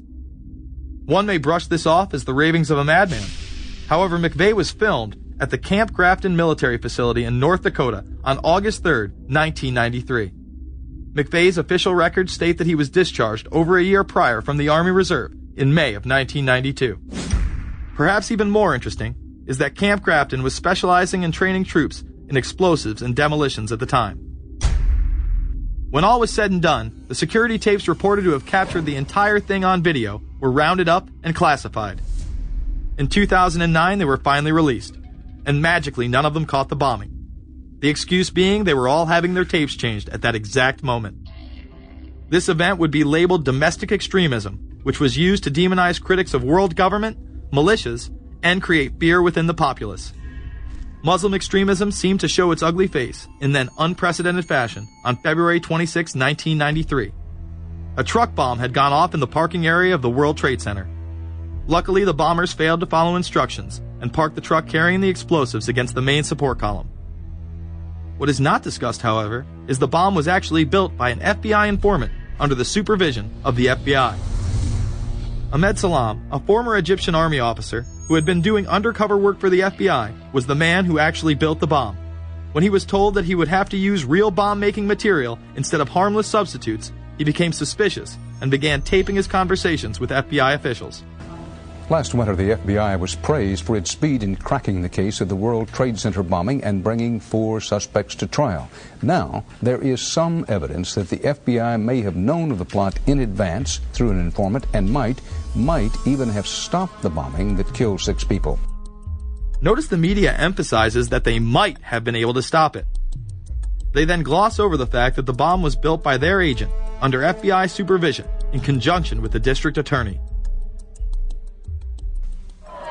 FBI agents might have been able to prevent last February's deadly explosion at New York's World Trade Center. They discussed secretly substituting harmless powder for the explosives, but they didn't, according to the FBI's own informant, Imad Salem. Unbeknownst to the FBI at the time, Salem recorded many of his conversations with his handlers. The actual recording where Salam discusses this with his FBI handler, John Antisev, was released years after the trial. You got paid regularly for good information. I mean, the expenses were a little bit out of the ordinary, and it was really questioned. Don't tell Nancy I told you this. Well, I have to tell her, of course. Well, then if you have to, you have to. Yeah, because, I mean, the lady was being honest, and I was being honest, and everything was submitted with a receipt. Yeah. And now it's questionable. It's not questionable. It's like a little out of ordinary. Okay. You know. All right. I don't think it was. If that's what you think, guys, fine. But I don't think that, because we was start already building the bomb, which is went off in the World Trade Center. It was built by supervision from the Bureau and the GA, and we was all informed about it, and we know that the bomb start to be built. By who? By your confidential informant. What a wonderful, great case. Following the convictions of the Muslims who were too inept to make their own bomb and park the vehicle in the proper area, Salam was pulled into the FBI's witness protection program, where he has never been heard from again. Prior to the largest and most devastating terrorist attack on U.S. soil, the United States was poised as the first truly global superpower. Brzezinski would muse in 1997 that geostrategic success would represent a fitting legacy of America's role as the first, only, and last truly global superpower, and that the only way to mobilize Americans was a truly massive and widely perceived direct external threat. In September of 2000, a neoconservative think tank called the Project for a New American Century echoed Brzezinski's statements, saying the United States is the world's only superpower, combining preeminent military power, global technological leadership, and the world's largest economy. An engine for New World Order ideals, members of PNAC included Dick Cheney, Donald Rumsfeld, Jeb Bush, Scooter Libby, William Kristol, and Paul Wolfowitz. Describing the difficulty in projecting force, they write the process of transformation is likely to be a long one, absent some catastrophic and catalyzing event, like a new Pearl Harbor. This takes us full circle to the September 11th attacks of 2001. In my previous film, Fabled Enemies, I expose in great detail the Saudi Arabian, Pakistani, and Israeli connections in conjunction with this international intelligence operation. In the early 1980s, bin Laden worked with operatives from U.S. intelligence, the Pakistani military, and Arab states. They ran a wide-ranging covert network that recruited and financed Muslim fighters to battle the Soviet army. The hijackers that were trained at U.S. military installations and protected by the FBI and CIA. The military exercises leading up to 9/11, and those that took place as the attacks occurred. Open line. Surveillance, Sergeant Richmond. Sergeant Richmond, Sergeant Light from Cheyenne Mountain Test Control. How are you? I'm doing fine. Okay, I need you to terminate all exercise inputs coming to Cheyenne Mountain at this time. Copy. And stay on loop until I verify that the connectivity is disconnected on the exercise side only. Okay, no, do not do any more inputs on the exercise side and stand by. I got Cheyenne Mountain on the line. Terminating all exercise inputs. Over, see if you didn't know this exercise. Oh, yeah. The Black Ops program, Able Danger, and the shadow government involvement. This morning we learned that the Vice President wasn't the only one sent to an undisclosed location on September 11th, that an entire backup government was and is still there and may be there for as long as anyone now at least can imagine. As well as much, much more. The government has lied about 9/11 repeatedly and used it to dominate the Middle East, while creating an evolving police state here, encroaching on civil liberties at home. And of course, building a new world order. There is a chance for the President of the United States to use this disaster to carry out what his father, a phrase his father used, I think, only once, and hasn't been used since, and that is a new world order. We know now that September 11th of 2001 was the beginning of what we might call a new world order. The new world order that this president's father talked about with such great enthusiasm seems to be high on the agenda of this administration. Under the second Bush administration, massive amounts of civil liberties were openly and brazenly taken away following 9/11. The passage of the Patriot Acts, the Military Commissions Act, and other horrifying anti-constitutional legislation was enabled by the incredible amount of fear generated by the media, all in the name of keeping us safe here at home. The war itself would create huge profits for the military-industrial complex, and the globalists would seize even more power and control over Middle Eastern resources in what they planned to become a Eurasian Union under their control. Although the establishment claimed to be fighting for our freedom abroad, they were destroying our sovereignty by stealth. Expanding on NAFTA, they were able to consolidate power on the domestic front by deindustrializing the United States through CAFTA, the Central American Free Trade Agreement, as well as the SPP, the Securities and Prosperity Partnership. Opponents, however, say the initiative is nothing less than a plan to create a North American Union that would eliminate sovereignty for all three nations. Building on the North American Free Trade Agreement, the NAFTA section of the Commerce Department is busy drafting laws and regulations for a North American Union, a union of Canada, America, and Mexico. The President has attended secret meetings and signed at least 2 agreements under the Security and Prosperity Partnership Program. The stated goal established by Presidents Bush, Fox, and Prime Minister Paul Martin is integration by 2010. It's a plan from the business elites, the political elites, that will cost more American jobs, cost American sovereignty, but it would fulfill the President's father's vision. Now, former United States Trade Ambassador Robert Zoellick is talking about it again with renewed vigor. This time, a new world order with business at the helm of trade and economic policy. It's an agenda that goes hand in hand with the United States, Mexico, and Canada working quietly and behind the scenes to promote a common market with common deregulation for the benefit of multinational corporations. It's remarkable to me, the arrogance, the idea of just simply throwing away the nation's sovereignty, but they're trying to do so in so many ways. People better understand that they mean exactly what they're saying. It's a new world order they're trying to create. Dobbs, the only mainstream anchor to expose the new world order, resigned shortly after bullets were fired into his home. The elite do not plan on waiting around for these unions to be formed before implementing the next step in global government. Through the vast global economic crisis of the last few years, they have been able to devalue the dollar and undermine it as the world's reserve currency. They have allowed the Federal Reserve and IMF to consolidate power by taking control of the Securities and Exchange Commission, as well as issuing a global currency instead of the dollar, disguised as a special drawing rights unit. This aspect of the New World Order was announced at the G20 in April of 2009. There is a big thing that's going to happen in London at this G20, and then they're hiding it, they're camouflaging it, they're not talking about it. Coordination of international regulation.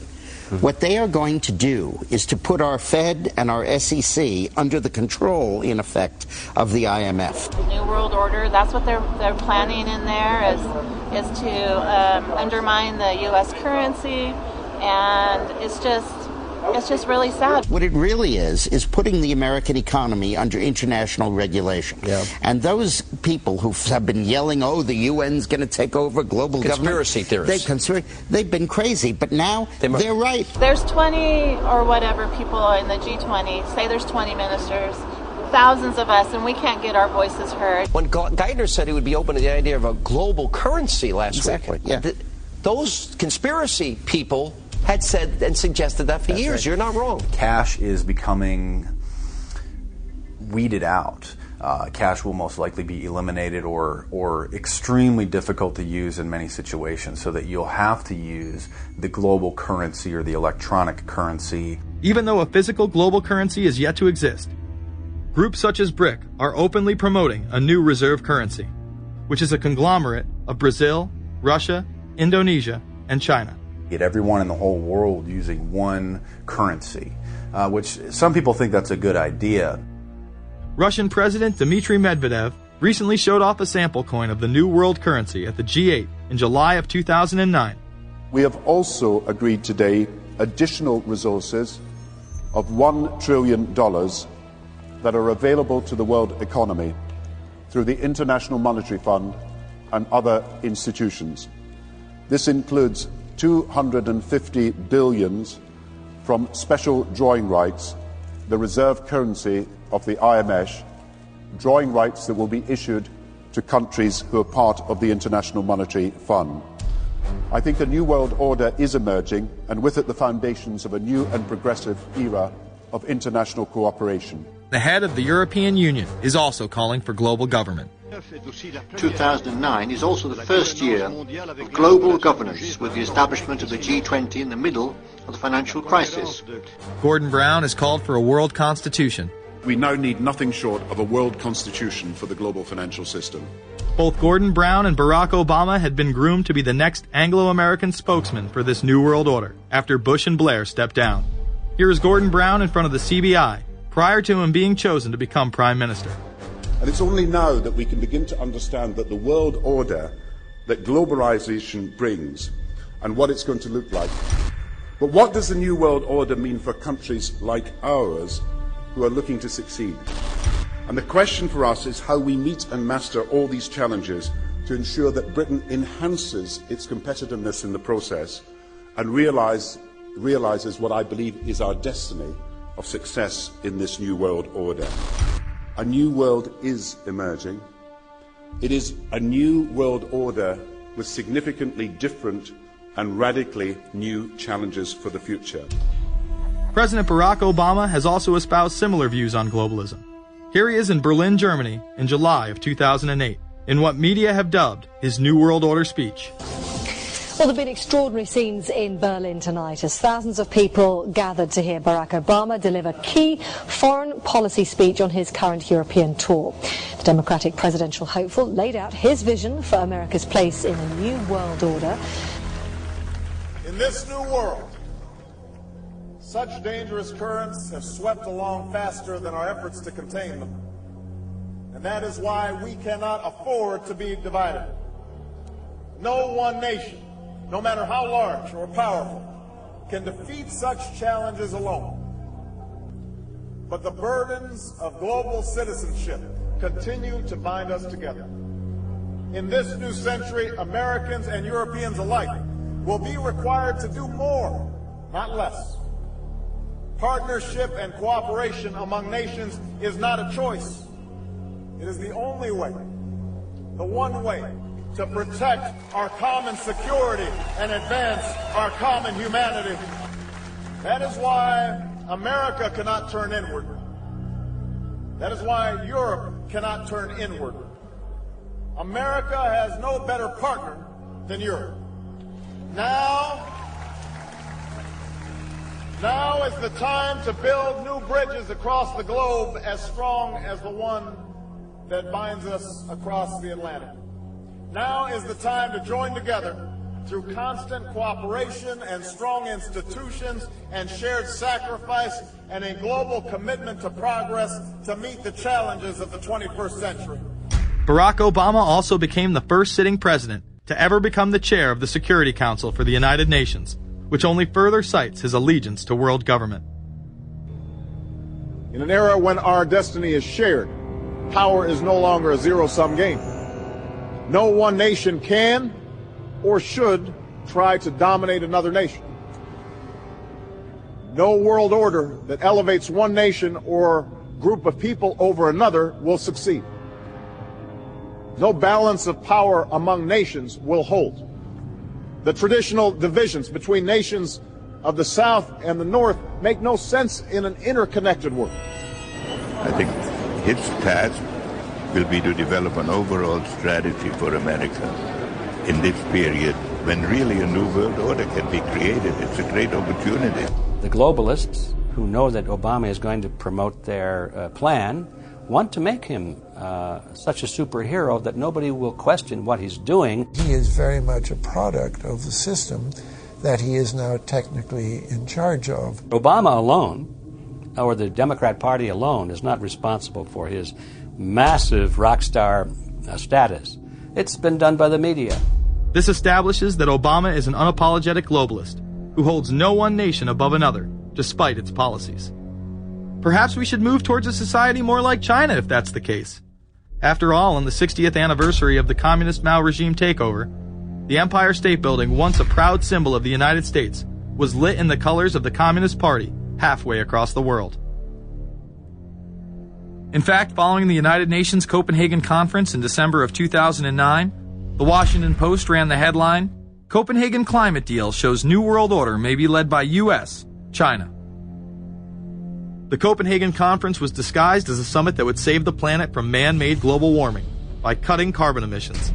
When taking a look at the almost 200-page document that was being proposed, it becomes evident that this was yet another attempt to establish global government and set up a global tax. In Section 38, it states, "The scheme for the new institutional arrangement under the Convention will be based on three basic pillars: government, facilitative mechanism, and financial mechanism." In Section 47, subsection F, it discusses cap-and-trade schemes and carbon taxes and the use of new and existing flexible carbon market mechanisms. These cap-and-trade schemes were just that, a scheme to further transfer the wealth from the poor to the ultra-rich. One of the ways it will drive the change is through global governance and global agreements. The fact that our president even attended should be considered treason. Just weeks before the conference, ClimateGate hit the media. Secret emails confirm that many of the United Nations lead scientists had engaged in fraud in order to promote the idea that man-made global warming was occurring and that carbon dioxide was a toxic gas. In reality, they admitted the Earth had been cooling for the last decade and that they had destroyed the source data in order to ensure the scientific community would be unable to review their findings. Bill Jones was forced to resign from his position at East Anglia University, and Penn State has launched an investigation into Michael Mann. Because of the scandal, many countries refused to sign the agreement, and instead only 25 heads of state, including rock star president and savior Barack Obama, signed a much shorter and broader accord. The document states that a high-level panel will be created, and that parties will be subject to domestic auditing, supervision, and assessment. The climate conference in Copenhagen is another step towards the global management of our planet.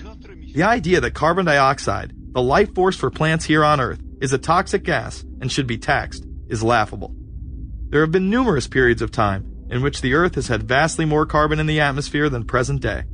In areas where there have been volcanic eruptions which emit large amounts of CO2, plants have benefited, and there is no negative impact on the surrounding environment, as well as indigenous people from the excess carbon dioxide. The globalists promote this theory to keep mankind in fear, not only for the establishment of a global government and a global carbon tax, but the literal control of the entire planet. An even darker side to the scam of man-made global warming exists. In reality, it's about population control. Ted Turner reveals himself here in this interview with Charlie Rose. We've got to stabilize the population. When I was born, there were what's wrong with the population? I mean, with too many people. That's why we have global warming. We have global warming because too many people are using too much stuff. We've got to stabilize population on a voluntary basis. Everybody in the world's got to pledge to themselves that 1 or 2 children is it. Not doing it will be catastrophic. We'll have 8 degrees. We'll be 8 degrees hotter in 30 or 40 years, and basically none of the crops will grow. Most of the people will have died, and the rest of us will be cannibals. Civilization will have broken down. What the few people who are left will be living in a failed state like Somalia or Sudan, and living conditions will be intolerable. The droughts will be so bad there'll be no more corn growing.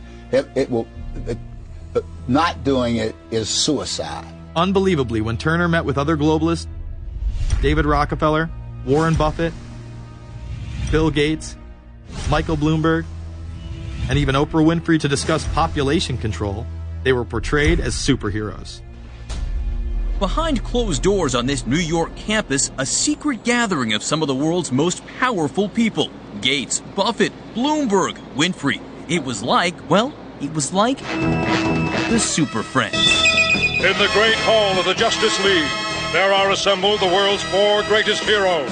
Together with others at the meeting, including George Soros, Ted Turner, David Rockefeller, they're worth more than $125 billion. The new Superman and Wonder Woman, the super rich friends, not fighting bad guys, but fighting for good nonetheless. Would a superhero call for a one-child policy? Would a superhero call for population control? In a recent interview, he claims that 2 billion people would be ideal.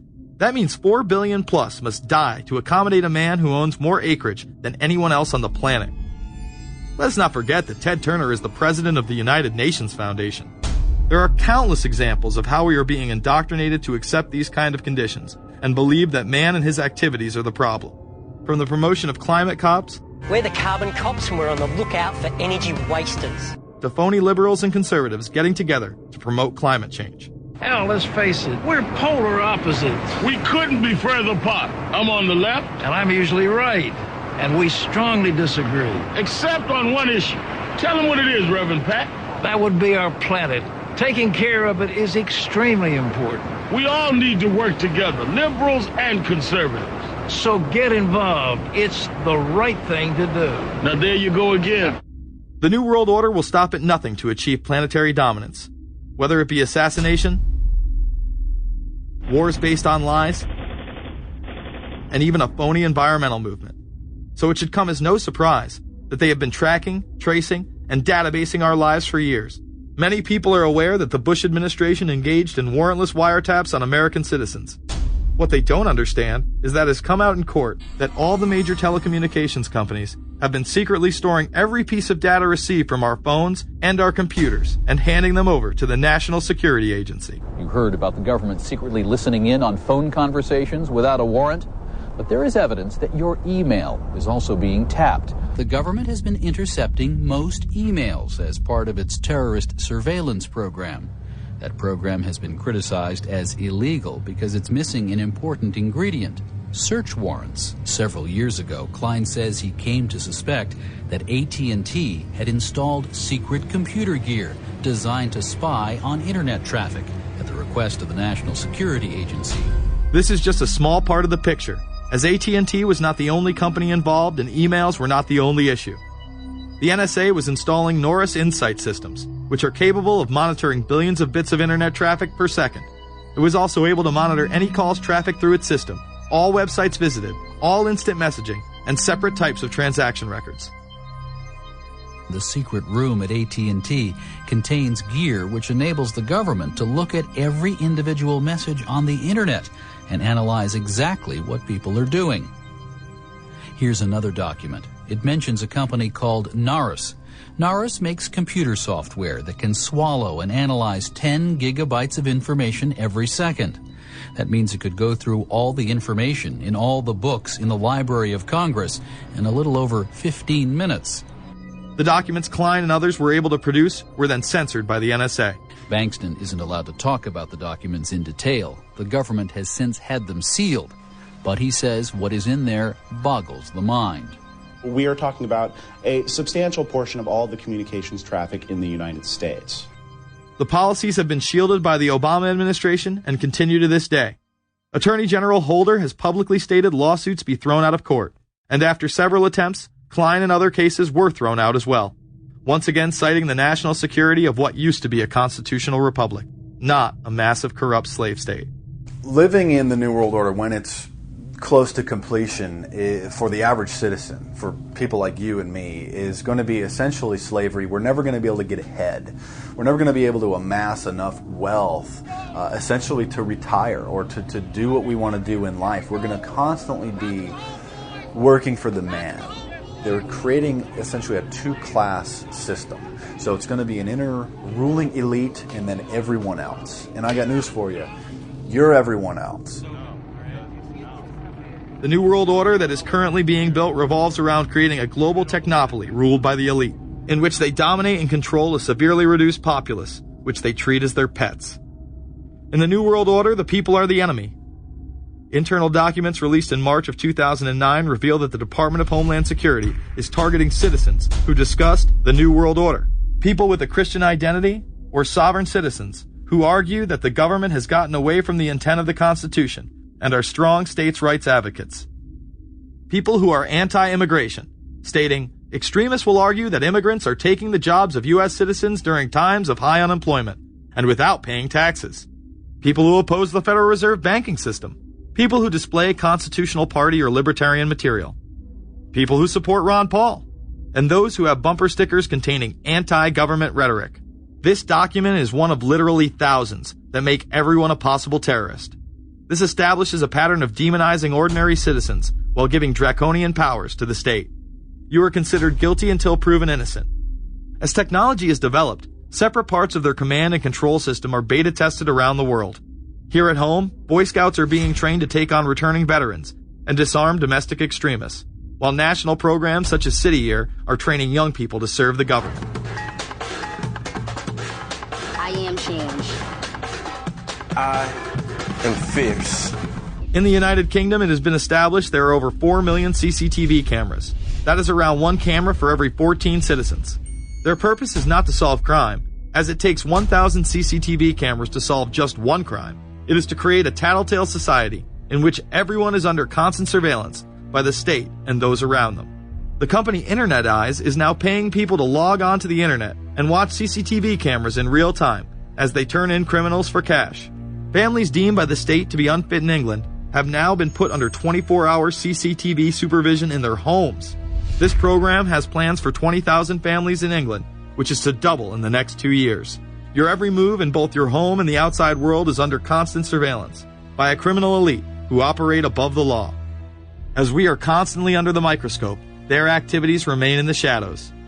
Obama extended diplomatic immunity to Interpol with Executive Order 12,425, further empowering criminal behavior within our own government. In the Middle East, endless wars will continue.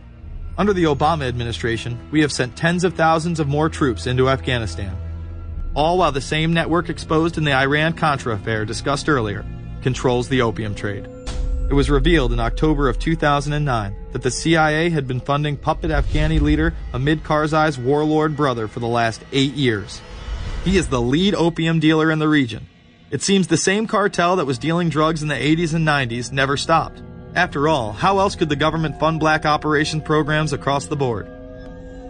The Karzai regime has whole sections of it which are drug-supported, and we can't touch it. We turned Afghanistan into the major supplier of heroin for the world. It happened under CIA supervision. This continues while many of the Taliban are literally on U.S. payrolls. Is there a possibility that we have Taliban employees? The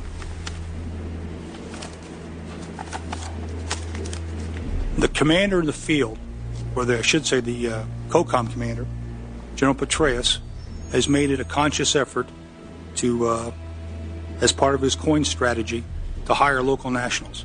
I can't talk in this in this form, nor am I the qualified guy to talk about it. But there is no doubt in my mind, one day you're on one side of the ledger, the other day you may be on the other side of the ledger. Biometrics have been instituted in both Afghanistan and Iraq, where individuals are subject to fingerprint devices, iris scanners, and electronic databases to screen local residents as well as DNA tests. This includes anyone within the populace of a combat zone. Someone has to go out there with the biometric registration equipment, take your iris scans, take your scans and get you registered in the system like that. As scary and tyrannical as these systems seem to be, none may be as dangerous as the implantable RFID microchip.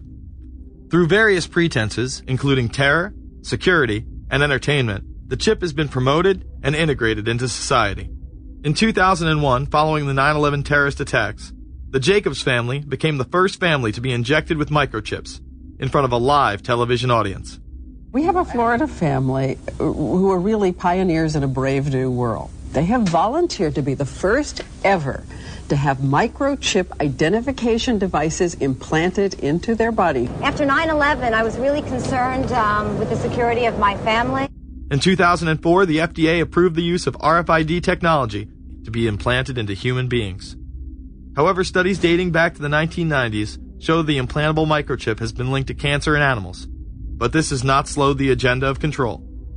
In Barcelona, trendies get chips in order to receive VIP status at the exclusive Baja nightclub. A simple swipe of the arm gets them in without a line, and it pays for their drinks too.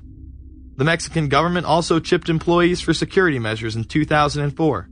We were interested today to hear that more than 100 law enforcement officials in Mexico are having microchips implanted in their arms. The chips allow a person to be scanned, sort of like a cereal box at the supermarket checkout. Mexico's Attorney General and 160 of his deputies have had microchips implanted in their arms. It is to provide access, said the Attorney General, to the right people in exclusive areas. Today, aside from being promoted as a device that can save your life by storing all of your medical information in it, it is being promoted as the next generation tool for video gaming. Sega developer Yu Suzuki plans on developing gaming technology using implantable RFIDs. He states, people that have some sort of chips in their bodies, to be able to keep track of vital signs, so it doesn't have to be a scary thing. But you could put a sensor here, you know, a bit like the Matrix, as he points to his arm. It's not really something only in the future. Some people already have them, chips in their bodies. Suzuki is correct. It has never been easier to order a microchip online and implant it under your skin. Microchips implanted in your hand, arm, or shoulder is just the beginning. Some have already taken implantable brain chips that may enable the blind to see again, the deaf to hear, and much, much more, including the ability to download information directly into the brain and instantly communicate with anyone in the world, creating a worldwide mind. It's very interesting that the way that the New World Order is going is moving towards a system that is identical to that, whether it's going to be an implantable microchip, an RFID, a thumb scan, whether it's going to be some sort of a tattoo. Imagine a planet where every human being is required to be chipped at birth. This would be the final tool implemented in a command and control world government system in which the elite rule the masses with total control of their lives. This is, of course, a terrible predicament for those of us who are convinced that this system is slowly but surely destroying this country and has to be changed. But we can't count on the elected presidents to do it, and we can't count on the elected Congress to do it. We somehow have to mobilize the technological resources of the internet to create some kind of new political force in this country. So is there anything else about the ruling class we should know? Politicians, business leaders, and media figures are often portrayed as pillars of morality while they describe themselves as Christian conservatives. Nothing could be further from the truth. In reality, many of the elite are groomed at a young age to take part in occult rituals. Those who attend Yale are indoctrinated into the Order of Skull and Bones, an elite secret society cloaked as a fraternal order. Yale University is 300 years old this year, and were you to visit its campus, you would see that it still has exotic clubhouses, which look like tombs where Yale's legendary secret societies meet. Their prestige and importance have largely evaporated, but the rituals are still a secret. And so when we heard that some enterprising characters had managed to spy on the famous Skull and Bones Society, we couldn't resist. Skull and Bones, people say it's a fraternity at Yale University, but it's really a postgraduate organization. So it was founded in 1832. And it's not like a normal fraternity. People don't pledge. These people choose who they want to come. So they do the recruiting. They recruit 15 people every year. People who they see are going to be powerful people in the future. So they're recruited when they're a junior in college. A lot of these people come from really wealthy and influential families because they know that this person has the resources to then elevate them to a position of power that can benefit the club. The video shows the neophytes, or initiates, kissing a skull, then performing a mock human sacrifice. Horrific screams caught on tape include chants of, "The devil equals death, death equals the devil." True. Famous alums include Senators John Kerry and John Chafee, to name two, cabinet secretaries such as Averell Harriman, and 3 presidents, William Taft, George Bush, and George W. Bush, who's been reluctant to talk about Skull and Bones. Does it still exist? The thing is so secret, I'm not even sure it still exists. Former Skull and Bones members and current members have been presidents, heads of the CIA, senators, heads of business. I mean, huge, huge corporations. These people have the network that brings them to such a position of power that most people could only dream of. Bush would run against his fellow bonesman and distant cousin John Kerry in 2004. You both were members of Skull and Bones, a secret society at Yale. What does that tell us? Not much, because it's a secret. Is there a secret handshake? Is there a secret code?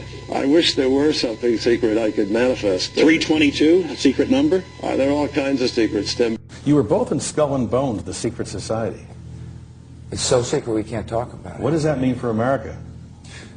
The conspiracy theorists are going to go wild. I'm sure they are. I don't know. I haven't seen the web. Number 322? This is an elaborate, occult, ritualistic entry into this group that they are now a member of for life. This culture of death and the occult continues long after college. Later on in life, these pagan rituals carry on in the redwoods of Sonoma, California. And what is the Bohemian Grove? Well, it's a kind of summer camp for the powerful, an all-male gathering in great secrecy. This group was formed in the late 1800s by artists, industrialists, and politicians. Bohemian attendees worship the owl as their deity. The Aztecs, Mayans, and other natives of Mesoamerica considered the owl a symbol of destruction and death. This is why the opening ritual for the club is the cremation of care.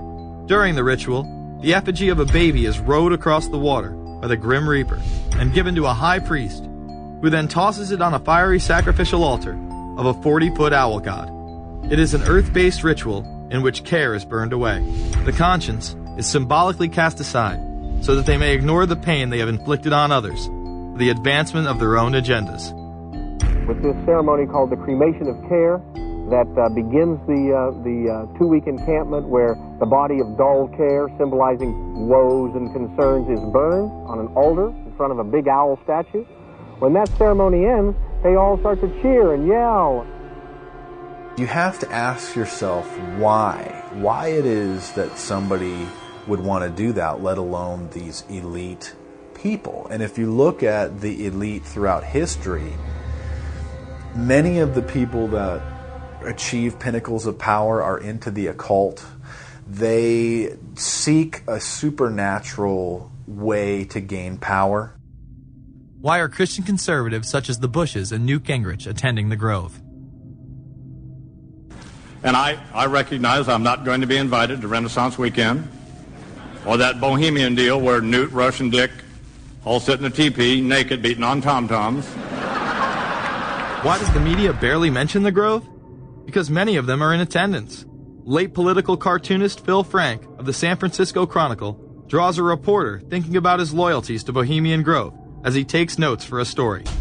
Stories about what happens in these redwoods are hard to come by. A campground statue reminds Bohemians to keep their mouths shut about the Grove. Many world events have been shaped at the Grove, including the creation of the atomic bomb. Discussions at the Grove in the 1930s helped lead to the development of nuclear power and the atomic bomb. Every Republican president since Calvin Coolidge has been a member, as well as many Democrats, including Jimmy Carter. If you look at the membership lists of the Bohemian Grove and the Council on Foreign Relations, the Bilderberg Group, a lot of the key level people are overlapping and are involved in numerous groups. In addition to pagan rituals that take place there, this all-male club also deals with darker themes through the plays Montezuma, which feature Aztec human sacrifice, and Faust, which feature Mephisto. Some of these plays are disturbingly flamboyant. Many of the elitists have a penchant for cross-dressing and singing show tunes. Perhaps that is why much of the all-male staff also happen to be homosexuals. Well, each year, many of them seem to have a stunt or try to come up with a stunt. Last year, 1980, the popular button was Free the Fortune 500. Bohemian Grove that I attend one time at a time. It is the most faggot goddamn thing you could ever imagine. In 2004, the New York Post reported that gay porn star Chad Savage would be servicing moguls at the Bohemian Grove. In recent years, several politicians have been outed in scandals, including Senator Larry Craig, who tried to solicit sex from an undercover officer in 2007. Even more shocking, it was revealed in 2004 that right-wing blogger James Guckert, who had unprecedented access to the White House during the Iraq War, was actually Jeff Gannon, a madam and male prostitute for MilitaryStuds.com. During his 2 years writing for GOP USA and Talon News, Gannon officially made over 200 appearances at the White House. Oddly enough, over 24 of these visits would take place when there were no scheduled briefings. He failed to check in or out with the Secret Service on many other occasions, coming and going as he pleased. These type of activities are not new to the White House. In 1989, headlines involving callboys in the White House rocked the cover of the Washington Times. The Washington Times reported today that unidentified White House aides in the Carter, Reagan, and Bush administrations now are being investigated for using the services of a callboy ring. The paper reports that 2 of the male prostitutes were given a late-night tour of the White House last year. Hundreds of credit card receipts obtained by the Washington Times confirm that its clients were key officials of the Reagan and Bush administrations, military officers, congressional aides, and U.S. and foreign businessmen with close social ties to Washington's political elite. This ring extended beyond the White House and into Congressman Barney Frank's bedroom. Barney Frank, one of 2 openly homosexual members of Congress, acknowledged having used a male prostitute, whom he then hired as a personal employee. The man had keys to Frank's basement apartment on Capitol Hill. Frank paid him approximately $20,000 out of his own pocket to be his housekeeper and driver. But as first reported in today's Washington Times, the man was on probation for sex crimes and a drug conviction, and he ran a prostitution business out of Frank's home. Although Frank tried to claim ignorance, Stephen Goby, the prostitute in question, claimed that Frank was completely aware of what was going on, and was even receiving free and discounted sexual services. The fix seemed to be in. Frank was threatening members of Congress to remain silent prior to being exposed in this sex ring. Massachusetts Democrat Barney Frank, a homosexual, threatened to expose fellow congressmen he knew to be gay unless they stopped spreading rumors. Questions stopped and Frank walked away with a slap on the wrist. Some members of the Ethics Committee were disgusted. Do we tolerate, do we condone a member of this body who knowingly permits a house of prostitution to be operated out of his residence? You have just heard one of the most edited, selective garbage that has ever been put forth, in my opinion, in this House. Again, we see people of the highest levels of power involved in the most repulsive and decadent of crimes. They couldn't care less about the code of conduct that's taught in all major religions about treating others the way that you want to be treated. And then they masquerade, they put this false front on that they're like everybody else, because your average person wants to do right, believes in some sort of a karma, believes in some sort of a divine justice in the universe. And so these people need to put on this front that they're like the average Joe in middle America, that they go to church every once in a while, and that they believe in an afterlife and a divine justice. And so they have to put on this front that they're like everybody else in order to get elected and to be accepted and to not have people look at them suspiciously, because if somebody goes around and openly admits that they were an atheist or that they were of some obscure religion, people aren't going to throw their support behind them as much, and they're not going to trust them as easily. The reality of this behavior is never revealed to the public, as the media keeps any revelations quiet. Unfortunately, these type of activities continue to this day. Florida Congressman Mark Foley chaired the House caucus on missing and exploited children and went on television praising Chris Hansen's To Catch a Predator series. The Dateline piece has probably done more than any law we can create. Foley was later caught attempting to have sexual relations with numerous underage pages. Congressman Mark Foley, the man who championed the Child Protection Act of 2006, resigned after inappropriate emails and instant messages surfaced that he sent to former congressional pages. Once more, no charges were even filed. Foley himself has checked into rehab. No one has been charged with any crime. The predator class acts like Roman emperors, indulging in excess that includes sex with young boys while portraying themselves as men of the Lord. The insanity is that we have allowed an interwoven elite criminal class to rule over us while posing as the saviors of the planet. We have learned they will stop at nothing to achieve their goals and are not held accountable for their crimes. They prey on the system rather than protect it. This is not a new world order of peace and prosperity. It is not a world government to save the earth. During difficult times, we must remain ever vigilant against seemingly positive solutions imposed to suit their aims. Crises there will continue to be. In meeting them, whether foreign or domestic, great or small, there is a recurring temptation to feel that some spectacular and costly action could become the miraculous solution to all current difficulties. We are threatened by a superclass that control the flow of information and hide technology from the public. The prospect of domination of the nation's scholars by federal employment, project allocations, and the power of money is ever present and is gravely to be regarded. We must also be alert to the equal and opposite danger that public policy could itself become the captive of a scientific, technological elite. It is time to put down the remote control, to turn off your Xbox, and start paying attention. It is time to step away from everyday luxuries and pop culture and take action against a monolithic, concentrated evil in order to save what's left of humanity. We must now trade in our apathy for action in order to defeat this invisible empire.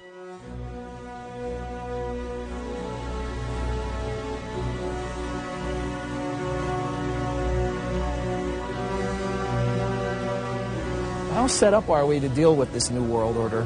I think we're going to hear a lot about that today. Let's take the New World Order. It's an interesting phrase. I've been thinking a little bit about the structure of the world, right? The New World Order, as everybody says. The peace could yield to the pernicious New World Order. The New World Order. The New World Order. The New World Order. The New World Order. This New World Order. Stay fixed on your goal of imposing the New World Order. We kept talking about a New World Order. A New World Order. That's what we need now. A new world order with swing. One war and one victory doth not a new world order make. Conservatives used to believe in the United States of America rather than the United States of the New World Order. The ambition to create a new world order. Whose world order is this? And of course what he called it was the New World Order. Respect for a new world order. We can see a new world coming into view, etc., etc. That's the core of the New World Order that we want to try to build. It's the sole superpower, New World Order. New World Order. A new world order. To a new world order of peace. Let's say a new world order, for want of a better term. Entities of the new world order. The whole concept of New World Order is something else. It really says that the state is God. The state will play a bigger role in the economy. New order. What Wilson wanted was a new world order, not just a new world order. In order to compete in the New World Order. Compete in this new world order. This is the third leg of the New World Order. We had the World Bank, we had the IMF, and now we had the World Trade Organization. A rigid New World Order. This hoped-for New World Order. Constructing a new world order. In the new world order of the 21st century. The new world order we're going to put in place in this new world order. In this new world order. The patriots in this country are not going to see their rights diminished in order to create a new world order. That President Bush has described as a new world order, which I share that we all share that same desire. A new world order is surely in the making here. Are we ready for the new world order? It's a timely and often controversial question. You don't hear a politician speak the way you do in America. It's about the future of Europe and a new world order. Mr. President, thank you so much, and I hope to have you again, and I hope to see you again.